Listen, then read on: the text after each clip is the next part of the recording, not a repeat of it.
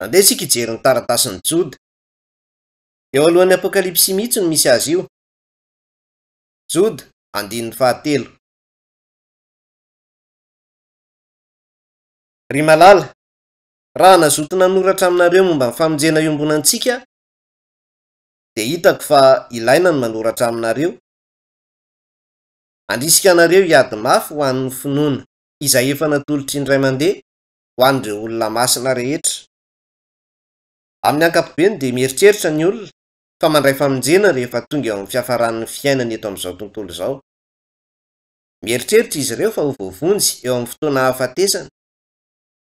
Mirona be amin'ny fisainana toy izany ny olona. Mieritreritra izy ireo fa ho voavonjy rehefa maty, ary izay ny fomba hieritreretan'ny olona ka manankitena ny fiainam-bavaka amin'ny fanantenana fa ho voavonjy izy ireo. Mandeha tsy tapaka mankany am-piangonana izy ireo ka mihevitra fa raha manao izany zavatra rehetra izany dia ho voavonjy rehefa maty. Toa maro be tokoa ireo olona mieritreritra toy izany. Misy dikany velatra be ny teny hoe famonjena. Voalohany dia misy ny famonjena ny fanahy. Izany dia rehefa afaka miteny ny olona iray hoe voavonjy izy. Avy eo amin'ny farany dia misy koa ny resaka famonjena ny nofo.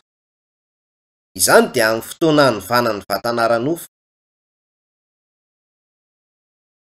Hovana tampoka ho vatanaram-panahy ny vatantsika. Hovana tampoka ho vatana tsy mety maty ity vatana mety maty ity. Izay ny tondrona amin'ny hoe famonjena ny nofo. Izany hoe afaka miresaka momba ny famonjena ny fanahy sy ny famonjena ny nofo izany isika. Nefa ny famonjena ny nofo dia miankina amin'ny famonjena ny fanahy.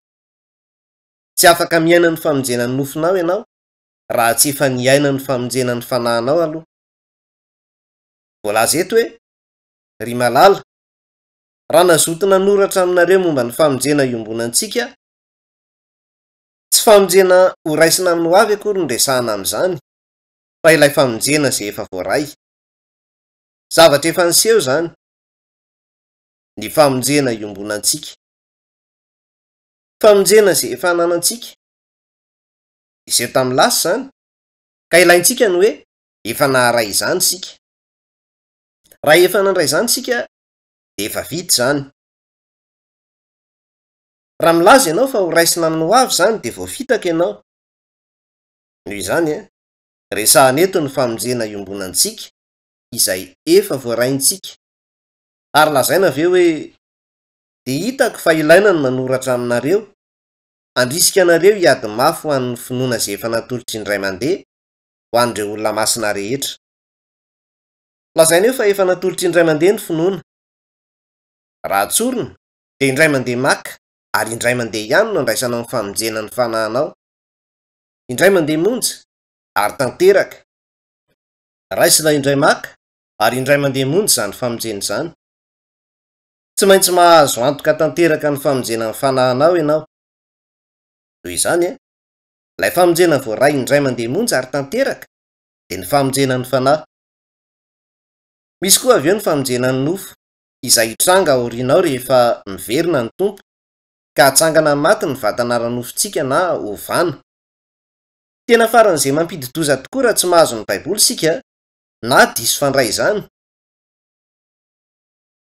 Andeha isika hijery pejy hafa amin'ny Baiboly. Kolosianina 1:1. Kolosianina 1:1. Andeha ho vakiantsika ny 5 sy 9. Noho ny fanantenana izay tehirizina any an-danitra ho anareo, dia ilay efa renareo taloha tamin'ny tenin'ny fahamarinan'ny filazantsara, izay efa tonga ao aminareo tahaka ny nahatongavany eo amin'izao tontolo izao koa, sady mamoa tahaka ny eo aminareo koa, nanomboka tamin'ny andro nandrenesanareo sy nahafantaranareo tsara ny fahasoavan'Andriamanitra amin'ny fahamarinana. Raha mijery ianao eto any dia voalaza hoe renareo taloha tamin'ny tenin'ny fahamarinan'ny filazantsara. Ary lazaina eo koa fa ny filazantsara dia efa tonga ao aminareo, nanomboka tamin'ny andro nandrenesanareo sy nahafantaranareo tsara ny fahasoavan'Andriamanitra amin'ny fahamarinana. Lazaina eo hoe nanomboka tamin'ny andro nandrenesanareo sy nahafantaranareo. voalaza hoe ny andro nandrenesanareo sy nahafantaranareo. Rehefa miresaka amin'ny olona momba ny filazantsara sika dia mieritreritra ny andro famonjena ho andro izay andrenesan'ny olona iray ny filazantsara ka atsapan'ny fahamarinana ao amin'izany. Misy olona maro milaza fa ny Baiboly dia tsy miresaka momba ny andro izay atsapanao ny filazantsara, ny andro mahavoavonjy anao.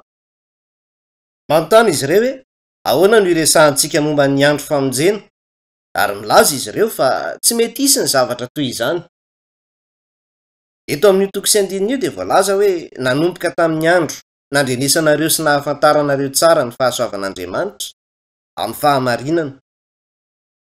Fangaza ny zavatra izany foroporonoko.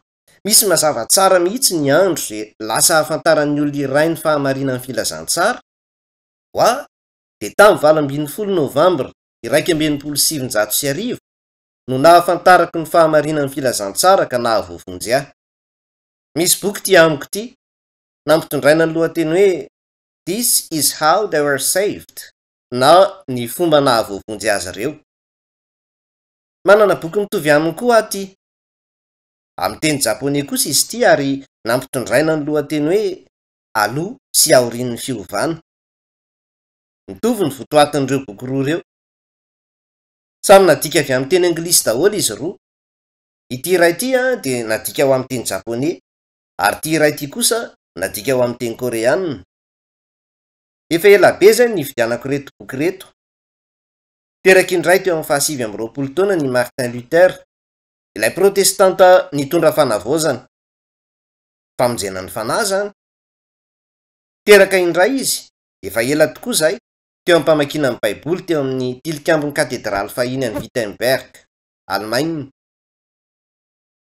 I John Calvin, mpanorona ny fiangonana presbyterianina, dia lasa pastera teo amin'ny 12 taonany, talohany nahateraka indray azy.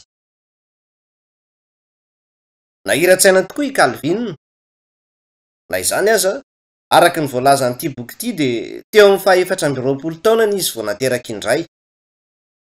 I John Calvin, izay nanorona ny fiangonana presbyterianina zany, lazaina ato amin'ity boky ity fa niaina fiovana lehibe tokoa izy teo amin'ny 420 taonany. Mamela ianao ilazany amin'ny olona iray hafa koa. I John Wesley, mpanorona ny fiangonana metodista, voavonjy izy tamin'ny 4 Mey 1779 tamin'ny 9 ora latsaka faha-4. Voarakitratona ny fotoana nisehoan'izany aza. Miresaka momba ny olona maro hafa koa ty boky. Tsy resahana ato amin'ity boky ity D.L. Moody, nefa mamela ianao ilaza aminao ny fomba nahaterahany indray. Olona tsy dia nandia fianarana loatra i D.L. Moody. Tamin'ny fahatan'ny rano dia niasa tao amin'ny magazay fanamboarany dadatoan'ny kiraro izy. Indray andro izay dia nisy mpampianatra sekoly alahady tonga eo aminy sy ny dadatoany tao amin'ny magazain'izy ireo, ary niresaka tamin'izy ireo momba ny Baiboly ka voavonjy izy. Taorian'izay Moody dia nanomboka fanavaozana lehibe. Nisy koa ankoatr'izany ny Comte Zinzendorf tany Allemagne, izay teraka indray koa teo amin'ny mpamakiana ny Baiboly. Hitantsika amin'izany fa ireo olona finoana izay efa lasa talohantsika rehetra ireo dia samy nanana ny andro izay nahaterahan'izy ireo indray. Teraka indray izy ireo, ary niaina fiainam-pinoana noho ny avy eo. Ko nahoana ireo olona ankehitriny no niteny hoe tsy misy izany andro manokana iainan'ny olona famonjena izany. Aorian'ny hahafatesanao ihany hono, izay vao hitanao na voavonjy ianao na tsia. Move ianao afaka miteny hoe mino an'i Jesosy raha izay no eritreretinao. Move tsy misy zavatra tsy mety eo amin'izany fomba fisainana izany. Misy boky kely anankiray hafa ty amiko ty. Teolojianina koreana antsoina hoe Kyung-Jik Han no nanoratra azy ity. Ary ny lohateniny dia hoe What is Christianity? Na inona ny antokom-pinoana kristianina. Ny Dr. Han no nanorina ny Young Nak Church, ary ao amin'ity boky ity izy dia milaza fa mila manana andro nahaterahana roa ny olona iray. Nilaza izy fa mila manana andro nahaterahana roa ianao. Ny iray dia ny andro nahaterahanao avy ao an-kibon'ny reninao, ary ny iray hafa kosa dia rehefa teraka indray ianao. Rehefa tanteraka ao anatinao ny fitsanganana ho fiainana, sala am Jesosy natsangana tamin'ny maty mihitsy. Izay no nosoratany Dr Kendrick Han ao amin'ity boky ity. Tsy misy mampidi-doza mihoatra ny fiainanao amin'ny famitahanao ny tenanao nefa tsy mahafantatra akory zany olana zany. Raha miaina toy izany ianao de tsy azonao elana ny hoe voringana mandrakizay ianao, hitomany, hidradradratra ary hihidy vazana nefa tsy hisy azo atao intsony amin'izany.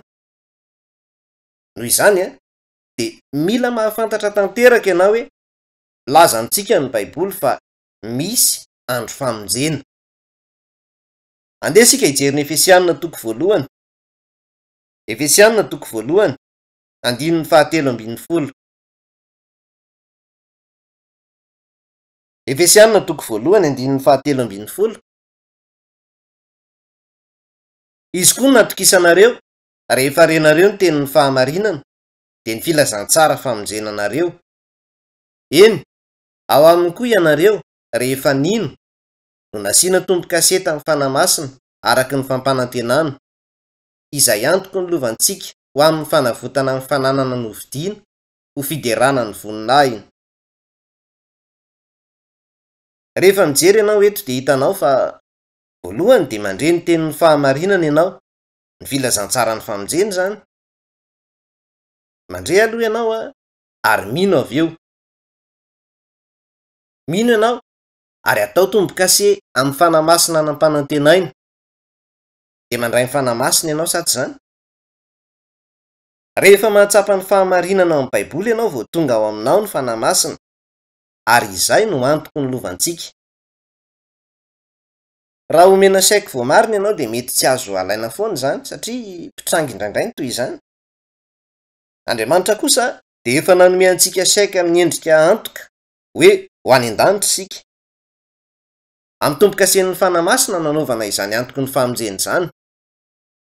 Lazaina eto fa izy de lasa antoko ny lovantsika. Antoko ny lovantsika.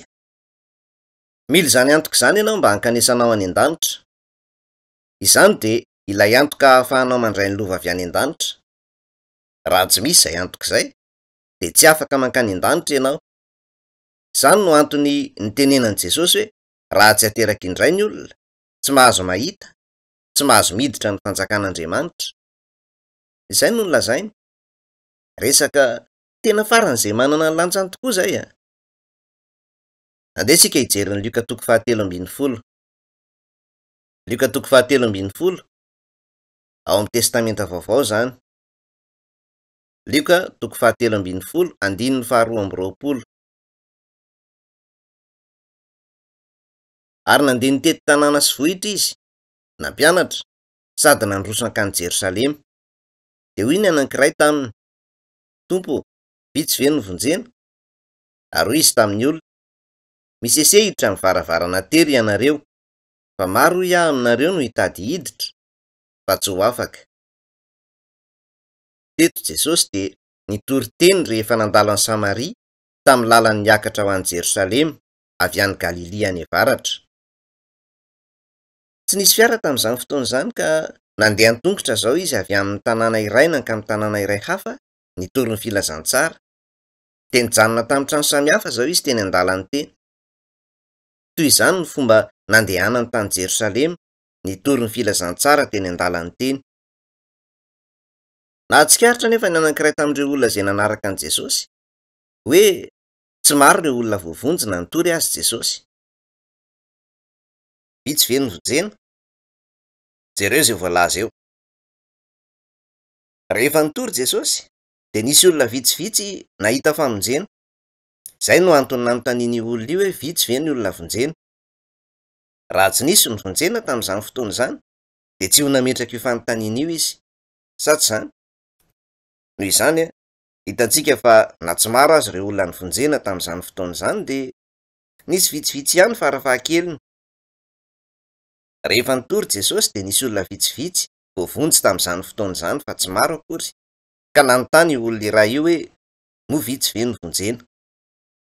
Milaza amintsika izany fa rehefa nitory Jesosy de tena nisy mihitsy ireo olona voavonjy rehefa niaino azy. Andeha sika hijery izay nolazain'i Jesosy. 4:20. misy ese hiditra amin'ny varavarana tery ianareo fa maro ia aminareo no hitady hiditra fa tsy ho afaka. Misy ese hiditra amin'ny varavarana tery ianareo. Misy ese hiditra amin'ny varavarana tery ianareo. Inona zany varavarana tery zany? Zay ny fanontaniana mipetraka. Amin'ny ankapobeny raha manontany olona ianao hoe inona io varavarana tery io, de toa mieritreritra izy ireo hoe tery le varavarana ka izany de midika fa sarotra ny fidiranao. Ary zany de ilazana fiainana feno fijaliana sy olana maro. De mifoha maraina be ny olo raha mbola matoriny ny rehetra. Manery ny maso ny hiratra izy ireo, manasa tarehy, mandray ny baiboly sy ny boky fihirana de iny lasa mamonjy feonam-bavaka vao maraina. Mihevitra izy ireo fa ny fiatrehana izany fijaliana rehetra zany fankanesana ny ampiangonana tsy tapaka ary fanampiana volabe ny fiangonana no dikany hoe miditra amin'ny varavarana tery. Tsy izany akory ny varavarana tery tsy izany le vavahady ety. Ity misy zavatra iray nambaran'i Jesosy indray andro izay. Moramora kokoa no hidiran'ny rameva amin'ny vody fanjaitra noho ny hidiran'ny mpanan-karena amin'ny fanjakan'Andriamanitra. Zany ny varavarana tery. Amin'ny fomba ahoana moa no ahafahan'ny rameva hiditra amin'ny vody fanjaitra? Ny mpandray anjara fototra ao amin'ilay boky mitondra ny lohateny hoe The Pilgrim's Progress na ny diam-pivahiny nosoratan'i John Bunyan de lehilahy iray antsoina hoe Kristianina. Niainga avy any an-tranony tao amin'ny tanàna faharavana io olona iray antsoina hoe Kristianina io. Nitondra ny enta-mavesatry ny fahotana. Teny an-dalana izy de latsaka tao amin'ny onahonan'ny ankiviana ka nandadilady teny an-dalany teny. Nisy namana roa nanaraka azy kely teny nefa niverin-dalana noho ny aveo. Aveo de nisy olona iray atao hoe evanjelistra tonga nanampy nanala azy. De nanohy ny diany izy, mbola nitondra ny enta-mavesatry ny fahotana ihany mandra-pahatonga teo amin'ny vavahady iray fidirana. Ary teo anoloan'ny hazo fijaliana no nialany ny enta-mavesatry ny fahotana ka niditra ny vavahady izy nanohy ny lalany. Izay ilay varavarana tery na vavahady ety. Ny varavarana tery de ny vavahady izay mitondra mankamy lalana hatreo amin'ny hazo fijaliana. Ny fankanesana amin'ny hazo fijaliana de tsy midika hoe fandehanana mitsofoka eo amin'ny fidirana ao an-trano fiangonana izay misy hazo fijaliana mihantona eo amboniny eo. Ny dikan'izany de hoe ny olonao taloha, ilay maha ianao anao taloha, de maty niaraka tamin'i Jesosy ary natsangana indray ho olom-baovao ianao. Izay ilay varavarana tery. Tsy misy fomba hahafahan'ny olona iray miditra amin'izany raha mbola mitondra ny enta-mavesatry ny fahotana izy mandehandeha eny. Tsy misy mihitsy fomba hahafahany manao izany. Maty ny mpanota fa olom-baovao no tonga amin'ny fiainana. Izay ilay varavarana tery. Arak'izany miditra amin'ny varavarana tery ny olona iray rehefa maty ilay maha izy azy mpanota ka tonga amin'ny fiainana ho olom-baovao izy. Izay no dikany hoe teraka indray. Raha tsy niaina io traikefa nahaterahany indray io ny olona iray de tsy afaka miteny hoe efa niditra ny varavarana tery. Jereo izay lazainy eto eo amin'ny 5:20. Rehefa mitsangana ny tompo-trano ka manidy ny varavarana ary ianareo manomboka mijoro eo ivelan'ny trano mandondona ny varavarana ka manao hoe Tompo, Tompo, voaiza ahy?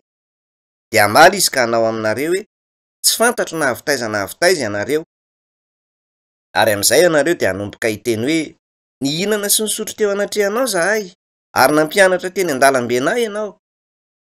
Fa izy hiteny hoe lazaiko aminareo tsy fantatro na avy taiza na avy taiza ianareo. Miala amiko ianareo rehetra mpanao heloka. Jereo izay lazainy eo. Nikatona ny varavarana. Aveo nisy olona tonga avy any rehefa nikatona ny varavarana, nandondona, nanao hoe Tompo, voay varavarana zahay, voay varavarana zahay. Mandondona ny varavaran'ny lanitra izy. Namaly ny tompo hoe tsy fantatro ianao ary tsy fantatro hoe avy aiza. Mandehana mandeha. No laviny ny fidiran'ilay olona. De inona no lazain'ilay olona ny amin'izany? Nefa Tompo, ahoana no itenenana hoe tsy mahafantatra ahy ianao? Tonga tao amiko ianao ary nitoetra tao an-tranoko ny alina tamin'ny lalana mankany Jerosalema. Nipetraka niara-nihinana taminao aho. Ary rehefa nivoaka teny an-dalambe nanangon'olona ary niteny tamin'izy ireo ianao de teo koa ary nandrehanao ny teny. Zay no nolazainy. Mety hiteny ny olona amin'izao andro zao hoe tompo efa vita batisa, efa nanolotra fanomezana betsaka ho an'ny fiangonako a, dekona, zokiolona, pastera, mpampianatra sekoly alahady a. Mety iseho amin'ny zavatra toy izany izy ireo mba hiarovantena. Mitovy daholo zany. Mbola hamaly ihany anefa ny tompo hoe tsy fantatro ianao na ny tany nevinao, mandehana mandeha. Milaza amintsika ny Baiboly fa izay no hitranga. Inona ny anton'izany? Satria na niara nihinana tamin'ny tompo teo amin'ny latabatra iray ihany azy izy ireo tamin'izany fotoana izany ary nandre ny teny, de tsy nisy fiovana niseho tao am-pon'izy ireo. Tsy nanana ny traikefa nahaterahana indray izy ireo. Zavatra iray tokony ho azonao no hoe any aoriana any, rehefa hijoro eo anatrehan'ny tompo ianao, de tokony hanana fiadanana marina ao am-ponao ao. Andeha atao hoe mirenireny tseroa ianao eto amin'izao tontolo izao fa tsy afaka mahita izany fiadanana marina izany. Mandehandeha tseroa ianao mitady izany fiadanana izany. Misy ireo olona mandeha mivavaka any an-tendrombohitra any, ny hafa kosa mandeha mamonjy feonam-be ara-pilazantsara isaky ny misy. Ao koa ireo izay mandeha manatrika fiambenam-bavaka mandritry ny alina, ary ny hafa mandeha mamonjy feonam-bavaka vao maraina. Ahoana nefa raha efa nanao izany zavatra rehetra izany ianao saingy tsy mbola manana ilay tena fiadanana marina ihany eo am-ponao ao? Raha tsy manana fiadanana marina ianao raha mbola mirenireny tsy misy fitsaharana hatrany ny fonao, de tsy ho fantatry ny tompo ianao. Ireo olona izay ho fantatry ny tompo amin'izany fotoana izany de ireo izay manana fiainam-baovao ao anatin'izy ireo ao. Tsy maintsy manana ny fiainan'i Kristy ianao, ny fiainan'i Jesosy ao anatinao ao, mba ahafantaran'i Jesosy anao. Ny fiainan'i Jesosy? Ny fiainan'i Jesosy efa natsangana tamin'ny maty de tokony ho ao anatin'ny olona. Ny olona manana izany ihany no eken'i Jesosy. Ahoana ary ny momba anao? Moa ve ianao efa nanana traikefa mazava na raisanao ny fiainan'i Jesosy tompo? Izay ny fanontaniana mipetraka. Izay no nahatonga an'i Jesosy nilaza izany tamin'izy nanontaniana hoe no vitsy ve ny vonjena. Ny antony ilazako izany rehetra izany de satria mety ho voafitaka ny olona. Raha vao voafitaka amin'izany resaka izany ianao de tsy ho afaka hiverina intsony mihitsy. Noho ny maha-olana goavana tokoa izany no ilazako izany rehetra izany. Indray mandeha ihany no ahafahan'ny olona mivelona. Indray mandeha ihany no ahafahanao mivelona. Izao fanaraharotana ananantsika ianantsika eo amin'ny nofo eto amin'ity tontolo ity izao de tena faran'izay manan-danja tokoa. Ny fiainana de tsy resaka hafaliana manjavozavo amin'ny nofo fotsiny akory, fihinanana, fakana fahafinaretana, fisehosehoana ary firehariana. Ny fiainana mantsy de fotoana natao hiomanantsika ho amin'ny fiainana mandrakizay. Tsy mandrakizay akory ny fiainan'ny olona eto amin'izao tontolo izao, fa izao ny fotoana ho antsika hiomanantsika ho amin'ilay ho avy mandrakizay. Tsy miomana ho amin'ny ho avy mandrakizay anefa ny olona. Miaina ny fiainan'izy ireo amin'ny fahafinaretan'izy ireo fotsiny izy ireo, ary mironona tanteraka amin'izany zotra izany ny fon'izy ireo. Andesika hijery ny Lioka 7:20, andininy 9:20. Lioka 7:20, andininy 9:20. Ary tahaka ny tamin'ny andron'i Noa, de izy toy izany koa amin'ny andron'ny zanak'olona. Nihinana ny olona, nisotro ny olona, napakabady ny olona, navoaka ampakarina ny olona, mandra-pahatonga ny andro izay nidiran'i Noa tao amin'ny samby fiara, de tonga ny safodrano ka nandringana azy rehetra. Ary tahaka ny tamin'ny andron'ny Lota koa, nihinana ny olona, nisotro ny olona, nividy ny olona, nivarotra ny olona, namboly ny olona, nanao trano ny olona. Fa tamin'ny andro izay nivoahan'i Noa avy tao Sodoma, de nisy afo sy solofara nilatsaka avy tany an-danitra ka nandringana azy rehetra. De ho tahaka izany koa amin'ny andro isehoan'ny zanak'olona. Voalaza eto hoe ny zanak'olona. Rehefa niresaka momba ny tena manokany Jesosy de matetika izy no nilaza ny tenany hoe ny zanak'olona. Koa rehefa aseho Jesosy rehefa iverina izy de ho tahaka ny tamin'ny andro Noa sy tamin'ny andro Sodoma sy Gomora. Izay no nolazainy. Asio marika eo de andeha sika hijery ny Genesis toko fahaenina. Toko fahaenina andininy voalohany. Ary izao no niseho rehefa nanomboka nihamaro ny olombelona teto ambonin'ny tany, ka maro ny zanaka vavy nateraka, de hitan'ireo zanak'Andriamanitra fa tsara tarehy ny zanaka vavin'ny olona, ka dia naka-vady betsaka ho azy tamin'izy rehetra arak'izay nofidiany izy ireo. Ary hoy Jehova, tsy mba hifandahatra foana amin'ny olona ny fanahiko fa nofy ihany izy, nefa ho 20 taona ny androny. Nofaritan'Andriamanitra ho 20 taona ny faharetan'ny fotoana ahaveloman'ny olombelona. Andeha sika handingana avy hatrany ka hamaky ny 9. Ary izao ny tantaran'ny Noa. Olo-maro ny Noa, tonga lafatra izy raha noharina tamin'ireo niara-niaina taminy. Niara-nandeha tamin'Andriamanitra Noa, ary Noa niteraka 3 amin-drahalahy, Sema sy Iama ary Jafeta. Ary simba ny tany teo anatrehan'Andriamanitra, sady feno herisetra. Koa nojeren'Andriamanitra ny tany, ka indro efa simba, fa ny nofo rehetra samy efa nanimba ny lalany avy teto ambonin'ny tany. Izany hoe ratsy izy ireo. Rehefa miondrika mijery izao tontolo izao Andriamanitra ankehitriny de mety ho voaloto tanteraka, ary ratsy ny fahitany azy, satria mantsy efa nitombotra ny faharavan'izao tontolo izao. Andeha ho vakintsika manomboka eo amin'ny 13. De hoe Andriamanitra tamin'ny Noa, efa eto anatrehako ny faran'ny nofo rehetra, koa satria efa feno herisetra ny tany tamin'ny alalan'izy ireo, dia indro handringana azy ireo miaraka amin'ny tany manaova samby fiara ho anao amin'ny hazo kofera. Asio efitrefitra ao anatiny, ary rakofidity ny atiny sy ivelany. Ary toy izao nanaovanao azy: 300 akiho ny halavan'ny samby fiara, 50 akiho ny sakany, ary 30 akiho ny ahavony. Asianao varavarankely ny samby fiara, ary akiho iray no ahavitanao azy ambony, ary petao varavarana ny rindrin'ny samby fiara. Asianao efitra ambany indrindra, faharoa ary fahatelo izany. Tamin'izany fotoana izany ny olona de tsy nahafantatra hoe inona moa ny orana, ary tsy fantatra izy ireo koa izany safodrano izany. Tsy nahafantatra orana ary tsy nahafantatra safodrano ny olona, ka rehefa nilazana fa ho avy ny orana ary ho ravin'ny safodrano izao tontolo izao, de tsy nino izany na kely monja azy izy ireo. I Noa kosa nefa nandre ny feon'Andriamanitra, ary noho ny naheno ny feon'Andriamanitra, de nanorina samby fiara arak'izay nambaran'Andriamanitra tamin'ny tsara mihitsy izy. De tonga ny safodrano noho ny avy eo, ka ravy izao tontolo izao. Miresaka amin'ny antsipiriny momba izany safodrano izany ny Genesis toko fahaenina, fahafito, fahavalo ary fahasivy. Rehefa tonga ny safodrano ka nanomboka difitry ny rano ny tranon'ny olona, de mety ho niazakazaka nankany amin'ny samby fiara izy ireo ary nandondona ny varavarana.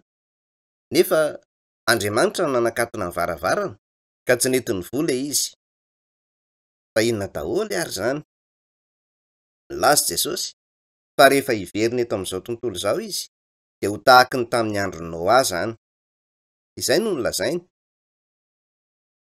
Tamin'ny fotoana ny safodranon Noa, de lasa teo ambany fitsarana ity tontolo ity manontolo.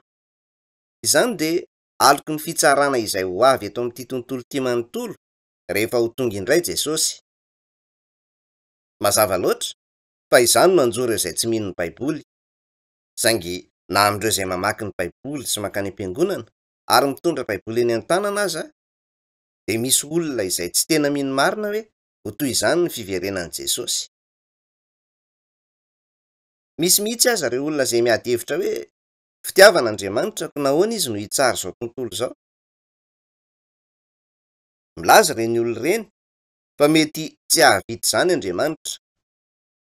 Misy teolojianina sasany milaza izany, ary misy koa olona mino izany. Tokony ho tsarontsika fa marina hatrany ny tenin'Andriamanitra. Misy ireo olona voavonjy, ary ankolafiny indray kosa misy ireo sisa.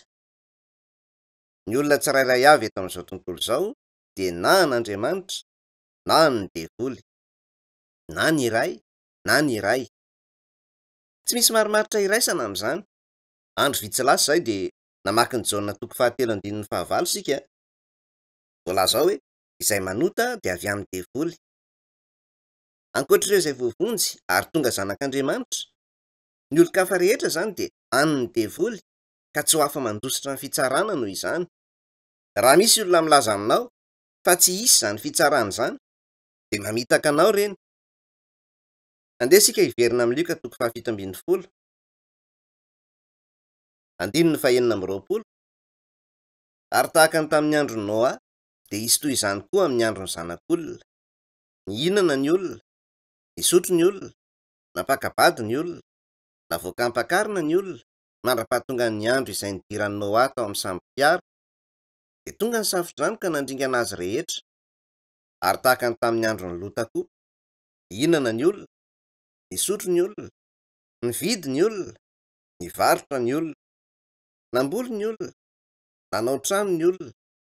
Fa tamin'ny andro izay nivoahan'ny Lota avy tao Sodoma dia nisy afo sy solo farany latsaka avy tany an-danitra ka nandringana azy rehetra. Dia ho tahaka izany koa amin'ny andro izay hono ny zanak'olona. Jereo izao, Jesosy tsy nilaza hoe naringana ireo olona tamin'ny andron'ny Noa satria nanao fahotana mahatsiravina toy ny halatra sy von'olona. Ny nolazainy dia hoe nihinana izy ireo, nisotro, nanambady ary navoakampakarina, nividy sy nivarotra, namboly ary nanao trano. Ary avy eo izy ireo dia naringana tamin'ny safodrano. Dia nisy koa afo sy solo farany latsaka avy any an-danitra tao Sodoma sy Gomora ka nandringana ny olona rehetra tao. Izay no nolazainy. Raha izany, moa ve fahotana ny fihinanana, fisotroana, fanambadiana sy fivoahanam-pakarina, fividianana sy fivarotana, famafazam-bò na fananganana trano? Raha mijery tsara ianao eto dia tsy lazaina eo akory hoe fahotana ny fanaovana izany zavatra izany. Misakafo maraina ny olona, misakafo antoandro, misakafo hariva ary misakafo any amin'ny restaurant, sa tsy izany? Ka inona ary ny dikan'io? Mifantoka amin'ny inona ny fisainan'ny olona miaina eto amin'izao tontolo izao? Rehefa tafaraka ny olona, na olona roa aman-telo fotsiny aza izany, inona ny firesaka izy ireo matetika?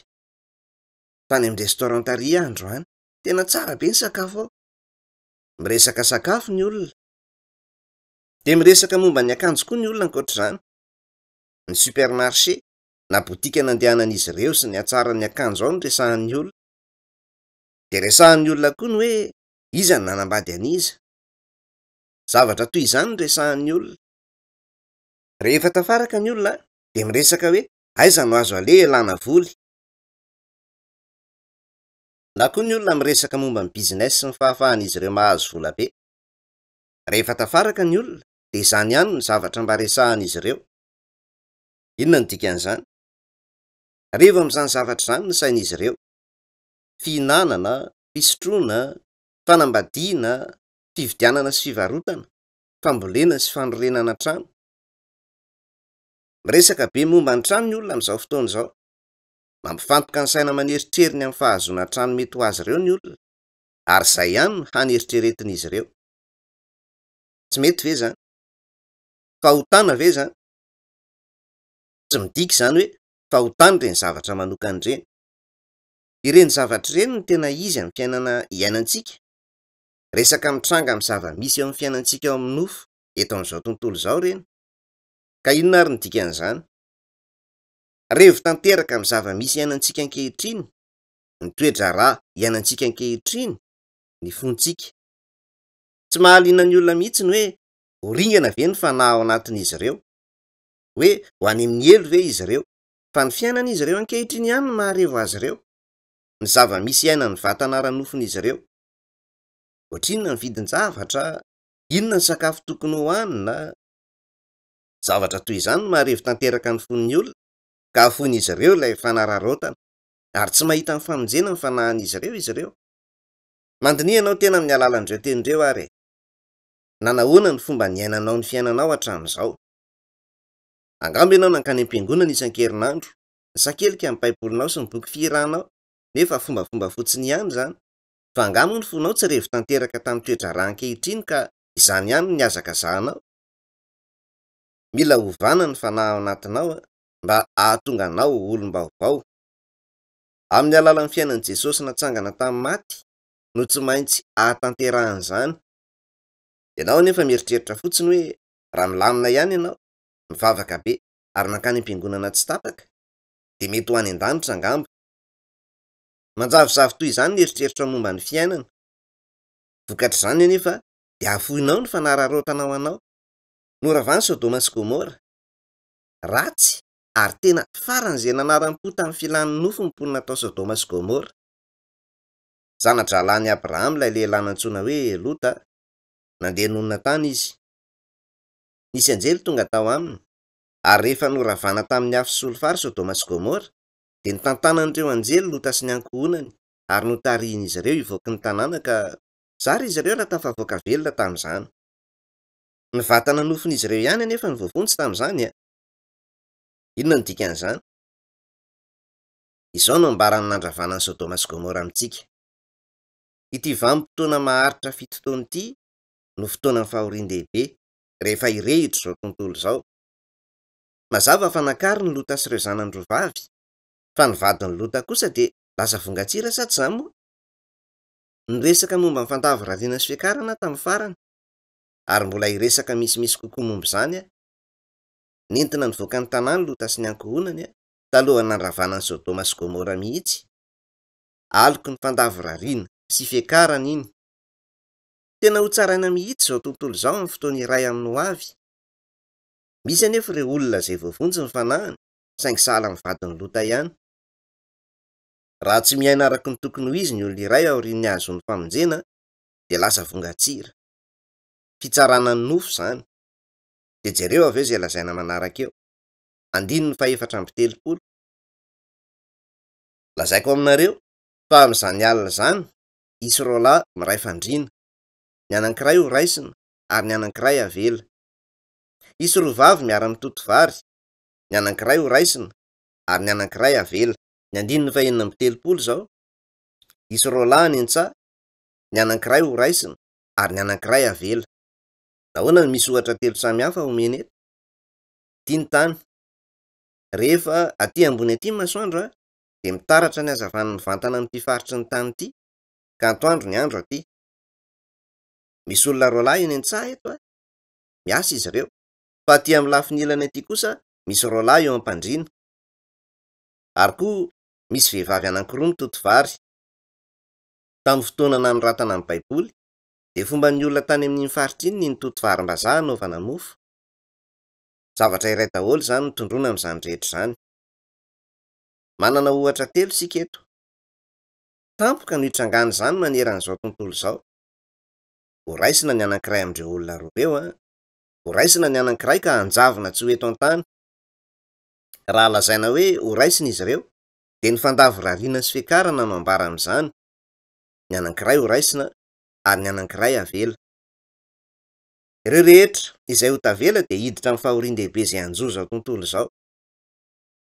Hiditra amin'ny fahorian-dehibe eto amin'izao tontolo izao izy ireo, ary handray marika eo amin'ny handriny na ny tanany.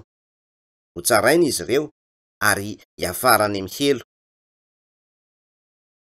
Amin'izao fotoana izao ary azafady, valio ao amin'ny feon'ny fieritreretanao ao izao fanontaniana izao. Manontania ianao tena hoe anankiray amin'ireo izay ho tavela ve ianao, sa anankiray amin'ireo izay ho raisina? Raha ny alina no hiverina ny tompo, moa ve ianao anankiray amin'ireo izay ho raisina sa anankiray amin'ireo izay havela? Izay no olana manatona tsikelikely eo amin'ny tantaran'ny zanak'olombelona. Tsy mahalala ny Baiboly anefa ny olona, na tsy mino ny Baiboly, ka tena tsy hainy mihitsy izany olana izany. Indray androany dia iseho tampoka eo ambany mason'izy ireo mihitsy izany zavatra izany, saingy tsy hahafantatra izany akory izy ireo, fa hiaina ny fiainan'izy ireo amin'ny fiomezana sy vazivazy fotsiny, amin'ny fihinanana, fisotroana, fanambadiana ary fivoahanam-pakarina. Tsy fahotana akory ny fanambadiana ny fivoahanam-pakarina, ary tsy fahotana koa ny fihinanana sy fisotroana, fa na mihinana azy ianao, misotro, manambady, mividy sy mivarotra, de tsy maintsy vonona mba ho raisina ny fanahinao. Resaka tena faran'izay manana ny lanjany zany a. Indray andro any de hitranga maneran'izao tontolo izao zany. Mety alefa amin'ny tele mihitsy azy zany. Andesika hijery andiny teny hafa ao amin'ny baiboly, ao amin'ny testamenta taloha. Jeremia 9:9. Jeremia 9:20. Averena aoriako zao azafady. Lasa ny fararano, tapitra ny fahavaratra. Nefa tsy voavonjy sika. Mo tsy hafahafa ve ny filazan'izany zavatra zany? Na mamaky ireo tenireo azy ianao, de mety tsy ahazo izay ambarany.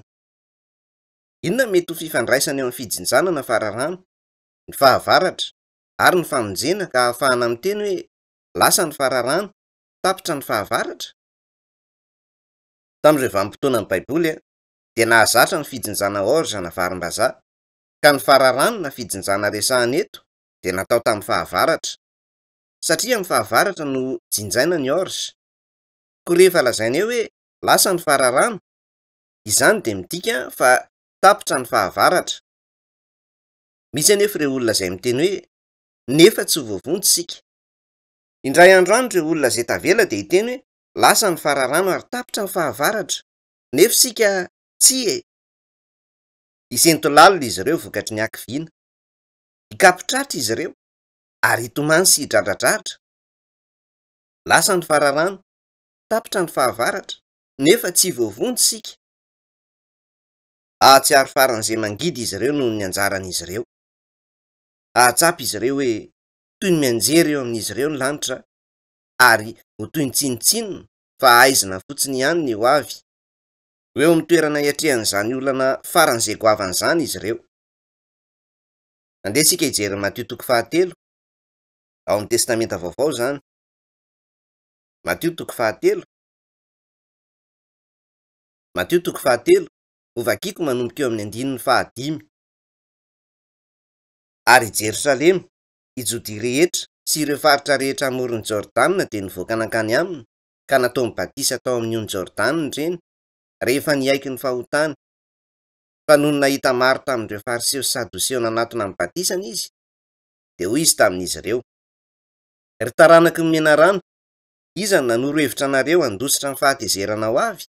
Rehefa niantso ny fariseo sy ny sadoseo izy hoe ry taranaky ny mena rano, izy dia nilaza fa taranaka na vo avy amin'ny menarana izay resahana ao amin'ny Genesis 7:15 izy ireo.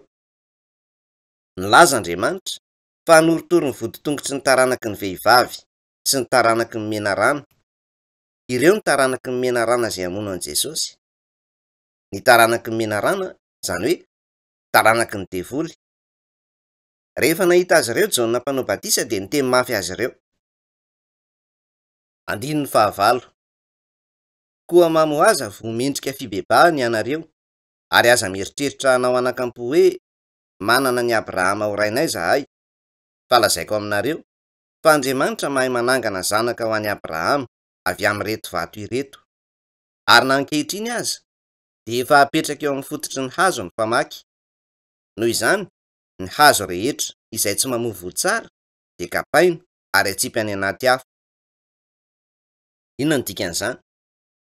Mamoaza vo mendrika fibebahany ianareo. Mibebah. Ny teny mafy azy ireo izy mba hamoha mendrika fibebahana. Raha tsy mamoha mendrika fibebahany ianareo, dia efa manambany eo am-pototry ny hazo ny famaky, ka ho kapaina ary atsipy any anaty afo izay hazo rehetra tsy mamoha. Izany hoe ho tsaraina izy ireo, ho doroana ao amin'ny afo izy ireo.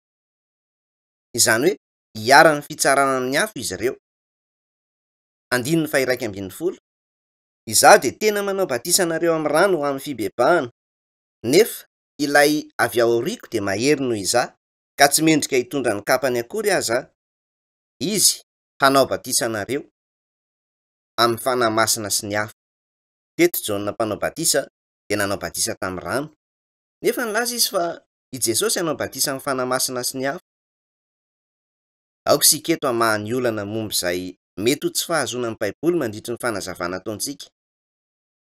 Ny olona de mirona amin'ny fiheverana hoe ny fanahymasina io batisa amin'ny afo io. Tsy miresaka momba ny fanahymasina io batisa amin'ny afo io. Izy io de ilazan'ilay afo izay nyresahany Jaona eo aloha eo mihitsy tamin'izy ny teny hoe ny hazo zay tsy mamovo tsara de ho tapahana ary atsipy ao anaty afo. Inona ny dikan'izany? Manao batisa amin'ny fanahymasina Jesosy, fa ireo izay tsy mandray ny batisa amin'ny fanahymasina kosa de atao batisa amin'ny afo. Izany de ny afo ao amin'ny helo. Misy anefa olona sasany tsy mba mieritreritra ny amin'ny batisa amin'ny fanahymasina ka lasa tototry ny hevitra andraisana ny batisa amin'ny afo. Everin'izy ireo fa ny batisa amin'ny afo de tranga ahatsapana hafanana tampoka ny vatan'izy ireo, na ny lamosin'izy ireo mafana be tampoka, na koa izy ireo mangovongovotra be. Everin'izy ireo fa izany ny batisa amin'ny afo. Voavitaka izy ireo. Lazaina ao amin'ny asan'ny apôstôly fa nisy lela ny zarazara niseho tamin'izy ireo toy ny afo. Nefa izany akory tsy miresaka fahatsapana hafanana tampoka manerana ny vatanao. Raha te hiaina fahatsapana hafanana sy fangovitana manerana ny vatanao ianao, raha tena te hahatsapy izany marina ianao, de azo atao izany ao anatin'ny ora iray na roa fotsiny. Tsy ny rehetra akory no isehon'izany, saingy olona marobe tokoa no afaka miaina izany fahatsapana hafanana ara-batan'izany. Ny fomba fanaovan'izany de ny fitehatehafana amin'ny tanana rehefa mihira. Mifidy hira iray fotsiny ianao ary mamerimberina izany toy ireny hoe tsy tompon'ny tenanao ireny, ka amin'izay fomba izay no lasa ifantohan'ny sainao tanteraka amin'izany. Raha vao tafafantoka tanteraka amin'izany ny sainao de asain'ilay olona mitarika ny fihaonana miara-mivavaka ny rehetra. Rehefa manao izany ireo mpandray anjara eo de manomboka mifaninana amin'ireo olona manodidina azy amin'ny alalan'ny fanamafisan'ny feony, ka mivavaka mafy kokoa noho ny hafa ny tsirairay, mandra-pahatonga amin'ny fotoana ivavahan'izy ireo mafy de mafy ka lasa tabataba be tokoa. Mivavaka mandritry ny fotoana maharitra toy izany izy ireo, ary avy eo misy olona voatendry tamy avy aty aoriana mametra tanany eo amin'ny lohan'ireo izay mivavaka. Rehefa mikasika tampoka ny lohan'ilay olona ireo voatendry ireo de manaitra olona izany ka mampikoriana mafy ny raha ao amin'izy ireo. Vokatr'izany de mahatsiaro mafana ao an-damosiny ao izy ireo, ary ny olona sasany aza mangovotra mihitsy. Tsy ny fanahymasina akory izany. Fihetsempon'izy ireo izany ary ny rà mikoriana mafy ao amin'izy ireo. Tsy toy izany ny fanahymasina. Rehefa miaina izany ny olona de manakohako ao amin'izy ireo mandritry ny fotoana lavalava izany, nefa manjavona ihany rehefa afaka andro vitsivitsy. Noho izany mihevitra izy ireo fa mila miaina izany indray ka mandeha miverina any amin'ny fionam-bavaka sahala amin'ilay teo. Ny olona toy izany de mitady hatrany hatrany fionam-bavaka misimisy mitovy amin'izay. Voafitaka izy ireo. Voafitaka izy ireo. Mila atao batisa amin'ny fanahymasina ianao. Rehefa mahatsapa ny fahamarinana ao amin'ny tenin'Andriamanitra ianao, voavita batisa amin'ny fanahymasina. Tena tokony atao batisa amin'ny fanahymasina mihitsy ianao. Raha tsy izany de ho lasa toy ny akofa ianao. Jereo zao ny andininy manaraka. Andininy faharoa ambin'ny folo. Eny an-tana ny sahafany, ary izy hanadio tanteraka ny eo am-pamolony, ka hanangona ny varim-bazahany ho ao an-tsopitra, fa ny akofa kosa ho dorany amin'ny afo tsy mety maty. Io fandoroana amin'ny afo io ny batisa amin'ny afo. Ny ahaterahan'ny olona voalohany de avy ao an-kibon'ny reniny, sa tsy izany? Fahaterahan'ny nofo izany. Raha eritreretintsika ho toy ny voa izany, de ny nofontsika ny foniny ivelany. Akofa no iantsona azy. Toy ny akora ivelany izany. Miaina amin'ny fiainanao ianao ary indray andro aty aoriana de lasa mahatsapa ny fahamarinana ao amin'ny tenin'Andriamanitra ianao rehefa tonga ao aminao ny fanahymasina. Maharay fiainam-baovao ianao, ary izany fiainam-baovao izany no fiainan'ny zanak'Andriamanitra. De teraka ho zanak'Andriamanitra izany ianao. Inona izany? Ilay voa izany. Ilay voa. Efa niresaka izany koa tamin'ny fanazavana tany aloha. Raha tsy latsaka ao amin'ny tany ny voambarika maty, de mitoetra irery izy. Fa raha maty kosa izy, de ahavokatra be. Tonga teto amin'izao tontolo izao amin'ny mahavoa azy Jesosy. Nefa rehefa maniry ilay voa, de mamoa be. Tokony ho lasa anankiray amin'izany voankazo izany sika tsirairay avy. Toy izay ny fomba hahalasana antsika ho zanak'Andriamanitra. rehefa teraka miaraka amin'ny fiainany zanak'Andriamanitra isika dia manjary vo. Avy eo indray andro any dia angonina ho ao an-tsopitra ireo vo ireo, ho tazana ny vo. Voalaza arak'izany hoe lasa ny fararano ary tapitra ny fahavaratra. Indray andro any tampotampoka eo dia olona marina teraka indray. Ireo izay nateraka indray marina no anjavona tampoka. Raha mihaino izany resaka rehetra momba amin'ny Baiboly izany ianao nefa amin'ny farany tsy mahazo antoka tanteraka ny famonjena ianao, amin'izay andro izay dia tena mety hivoaka avy amin'ny vavanao ireo teny ao amin'ny Jeremia 9:20 hoe tsy inona no ataoko, lasa ny fararano, tapitra ny fahavaratra nefa tsy voavonjy aho. Iantsoantso mafy toy izany ny olona. Ny akofa kosa hodorany amin'ny afo tsy mety maty. Azafady, jereo amin'ny fomba mahitsy sy tsy mirona amin'ny atsina ny aroa ny tenanao. Manontania ianao tena amin'izao fotoana izao mihitsy hoe akofa ianao sa vo? Raha akofa ianao, izany hoe teraka fotsiny avy ao an-kibon'ny reninao ianao, teraka ranofo fa tsy manana fiainam-baovao ao anatinao ao, dia tsy manana ny fiainan'i Kristy ianao izany. Akofa ianao izany. Hodorony amin'ny afo tsy mety vonoina ny akofa. Izay no antoniny hoe nasahirana toy inona azy ianao ary namety ho zava-dehibe toy inona azy ireo resaka tsy maintsy hatrehinao eto amin'izao tontolo izao, dia mila mamaha izay olan'izay aloha ianao voalohany indrindra ary manao izay tsy hahakofanao mba hahafahanao miaina ho vo. Manatrika ity conférence ity ianao izao, kanefa raha tsy mahita ny vahaolana na tsy hitanao amin'izao fotoana izao azy izany dia tokony hanohy hitady izany ianao. Misy ange ireo olona izay nanatrika conférence toy izao tokotokony ho impolo izay vao voavonjy. Zavatra iray koa tiako ambara momba izao loha hevitra izao no hoe raha tsy miala ianao fa manohy mitady hatrany mandra-pahatonga ny farany mihitsy, milaza amin'ny Baiboly fa raha mitady hatrany an'Andriamanitra ianao dia ahita azy. Izay no lazainy. Eny, izay ny zava-dehibe indrindra eto amin'izao tontolo izao. Andeha isika hijery ny Korintianina voalohany 5:5. Korintianina voalohany 5:5. Korintianina voalohany 5:5 mitovy amin'ilay nivakiantsika tamin'ny farany ao amin'ny Tesalonianina voalohany 4 io. Indro izaho milaza zava-miafina aminareo. Lazaina eto hoe zava-miafina. Misy zava-miafina iray izay tsy naharihary mihitsy teo amin'ny tantaran'ny zanak'olombelona. Tsy hodimandry avokoa isika rehetra, fa hovana daholo ao anatin'ny fotoana fohy toy ny indray mpimaso amin'ny trompetra farany. Fa aneno ny trompetra ary ireo maty hatsangana tsy ho lo intsony ary isika hovana. Lazaina eo fa hovana isika. Ireo izay efa maty dia hatsangana amin'ny vatana tsy mety lo ary hovana koa isika. Ireo izay efa lasa vo ao anatiny ao, hovana ny nofon'izy ireo amin'izay fotoana izay. Izay no lazaina eo. Eo am-pianona izao ianao dia mety tsy dia hazava loatra ny fandrenesanao izany, ka mety anontany teny ianao hoe ahoana no mety hisehoana izany. Nefa ny zavatra voalohany tokony ho fantatrao dia ny hoe marina ny Baiboly manontolo, fahamarinana ny Baiboly, ka mba hapetrao aminy ireny fahatokisanao e. Mila manaiky eo am-ponao ao ny teny rehetra izay lazain'ny Baiboly ianao ary mino izany.